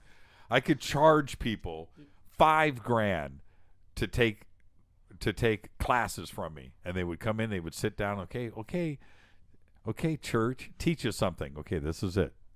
Don't say the word You graduated. There you go. And that's it. That's the whole secret. Don't say the word You can't do it. No dead air. Don't say the word Connect your brain to your jaw. Keep the thoughts going. Keep moving forward. And try not to have this many monitors in front of you that I have here, because it is very distracting. I miss the old days when I would just have one monitor in front of me, and I would not use it. I wouldn't use it. I would have everything printed on paper. I'd print out bullet points and notes of the show that I needed to cover this subject, bullet points. That's it. And that would sit right there, and I would talk for 3 hours. And I'd just have the subjects. So, and you see what's written right here, right now? Okay, see those? These are notes from the show tonight. I could talk for 45 minutes on those 5 lines. 5 words or whatever's in front of me. And now it's all this, and it's so much to digest. I've got up here, I've got email, I've got a couple of different websites. I have Twitter, I have Wikipedia open, and my website all on one on this monitor here, where I just click through, and that's very distracting to sit and do that for the show. And so what I had decided to do a long time ago is no notes. I don't want questions. I just want a couple of bullet points to think about, and that's it. And just let your brain flow. And that's how the show is always run. And look, your microphones are on right now, both of you, Dale and Alex. Have you seen me read a question off a computer? No, you haven't. Do you see me with notes in front of me of any kind? No notes. Nothing. No, all very organic. Yeah, and that's the way. And we have now done the show for 3 hours tonight, and that's the way it's done. And I really think, and I thank everybody in the comments that have come in from Twitter tonight. This is the best show. It's this. I read this stuff. I don't read it on the air, but when I read this, it just lets me know that we've connected in the right way. That this is just a conversation. This isn't a podcast. This isn't some well scripted out thing with somebody reading off, reading. I haven't read anything, have I? And I want people to understand that. Have I? No, believe me, there's been very little prep for many of us. Yeah. Well, the pros always make it look so easy, and you're a pro, Jimmy. Oh, man, I appreciate that. I'm not yet, but no, I do appreciate that. But again, 3 hours have gone by like that. And I want to thank both of you guys, Jason too. I'm sorry, Jason. I want to thank all three of you for coming in tonight. And I know that after we're done and we wrap this, both of you, three of you are going to say, "Oh man, I meant to talk about." But that's the fun of this show, and that's what happens, And so, is there anything you've got? We've got 3 minutes left. Anything else you want to leave everybody with before you guys head back to Jason? Any last thoughts? You seem to be the crowd favorite tonight, by the way. I was reading here. I'm reading here that Jason should have his own show. No disrespect to Dale, but I'm just reading what people are saying. Dale, I hope you're okay with that. Any parting comments, Jason? Well, I find that kind of ironic because I had really no intention to really chime in that much, and to be honest, I'm not that good of a natural speaker or public talker. But that's not true. I'm cutting him off. I brought Jason in a chair for the studio because we were short a chair, right? And the first thing he did was swing the microphone over to the chair to make sure it would reach him. I saw that. Don't even. Yeah, that was. He wanted to make sure. Well, when you're sitting here in the JP Motorsports studio, you kind of get the vibe coming over you, and That was too funny. Dale, any parting comments really quick? We got 2 minutes left.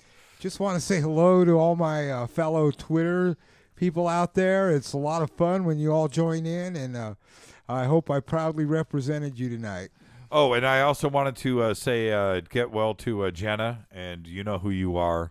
And there you go. I got that in. Any parting words there? Oh, he's got one more. Just want to say hello to my wife, Lisa, listening at home. Hi, Lisa. How you doing? Hi, Mom. Okay, there you go. Alex, any parting words? Just quickly, just want to comment about going on a limb, like you were saying, people not paying attention and not, for this field to go forward, more people have to go out on a limb like we're doing right now. Occasionally we're going to be wrong, but ultimately it's worth it for the field to take some chances. What's coming up for UPARS, by the way? Barbara Lamb is speaking next week, I believe. And past that, I don't think we've scheduled anybody yet. So. Oh, Barbara Lamb, the legend? Next Tuesday, correct, yeah. How tall is she, man? Is she 5'1"? She's a little taller. I would say maybe 5'3". She ain't 5'3". I don't know. How old is she now? What do you think? I'm not sure. She looks great. She's probably 80. Would you say 75? In the 70s. I know she was still skiing just a few years ago because we used to talk about skiing all the time, but. She looks great. Yeah, she's in good shape, yeah. I talked to her. We all did. You were there. She was last month, the month before. But she looked great. And it's sad that once you get above a certain age, that's the reaction that people have. Oh, he looked great. She looks great. She looks so great. But she looks great. She really does, and I can't wait to hear her speak, and I'm sure that's going to be standing room only. So it's this Tuesday? Yeah, this coming Tuesday. Yeah, 6 days away? Correct. All right, we'll get that up at jimmychurchradio.com. But Barbara Lamb is probably, and in this industry, you have to be very careful about how you say certain things. But she is truly a pioneer, a trailblazer, and probably as well respected as anybody in ufology. And I would say that. And before, if you do have a chance to see somebody like her, and there's only a handful like her around, then you really need to check her out and listen to what she has to say. Like I said, there's only a handful like her out there, and she's one. That's it, Alex? That's it. Man, did I stun you? No dead air in radio. Ever. I got you. Not even now. I'm not going to stop talking until it's over. All right. So, let's see. Michael Anderson says he will if he had a producer. I'm sorry I didn't get to the email tonight, but we had a room full of people here, and it was a lot of fun. I want to thank Jason, Dale's son, for coming in. Dale drove in, Dale Romero and Jason from Vegas to be with us tonight. We are going to try to get out this weekend on a boat and head over to now my brothers are coming in from Russia this weekend on Sunday. So if we go out on Saturday, you got to promise that you're going to return me alive so I can go pick up my brothers at LAX. And I'm not kidding about this. All right, are we on the same page here, Dale? Yes. Okay, because it's Dale that's planning this boat trip, and I better have a life preserver. All right. So anyway, thanks, Alex Mistretta, and like you said, Tuesday night, Barbara Lamb, the legend herself, will be speaking at UPARS in Studio City. We'll have the information up at jimmychurchradio.com. With that, coming up next, everybody, it is Arizona UFO show with, which is, by the way, everybody, it is a new live show that we have here at the Dark Matter Radio Network. I'd like to special thanks to Keith Rowland and Art Bell. Show's produced by Mark D. Kovar and Hilton J. Palm. Executive producer is Rita Kamarian. Music is this man right here, Doug Aldrich. Show intro is by Spaceboy. This is Doug.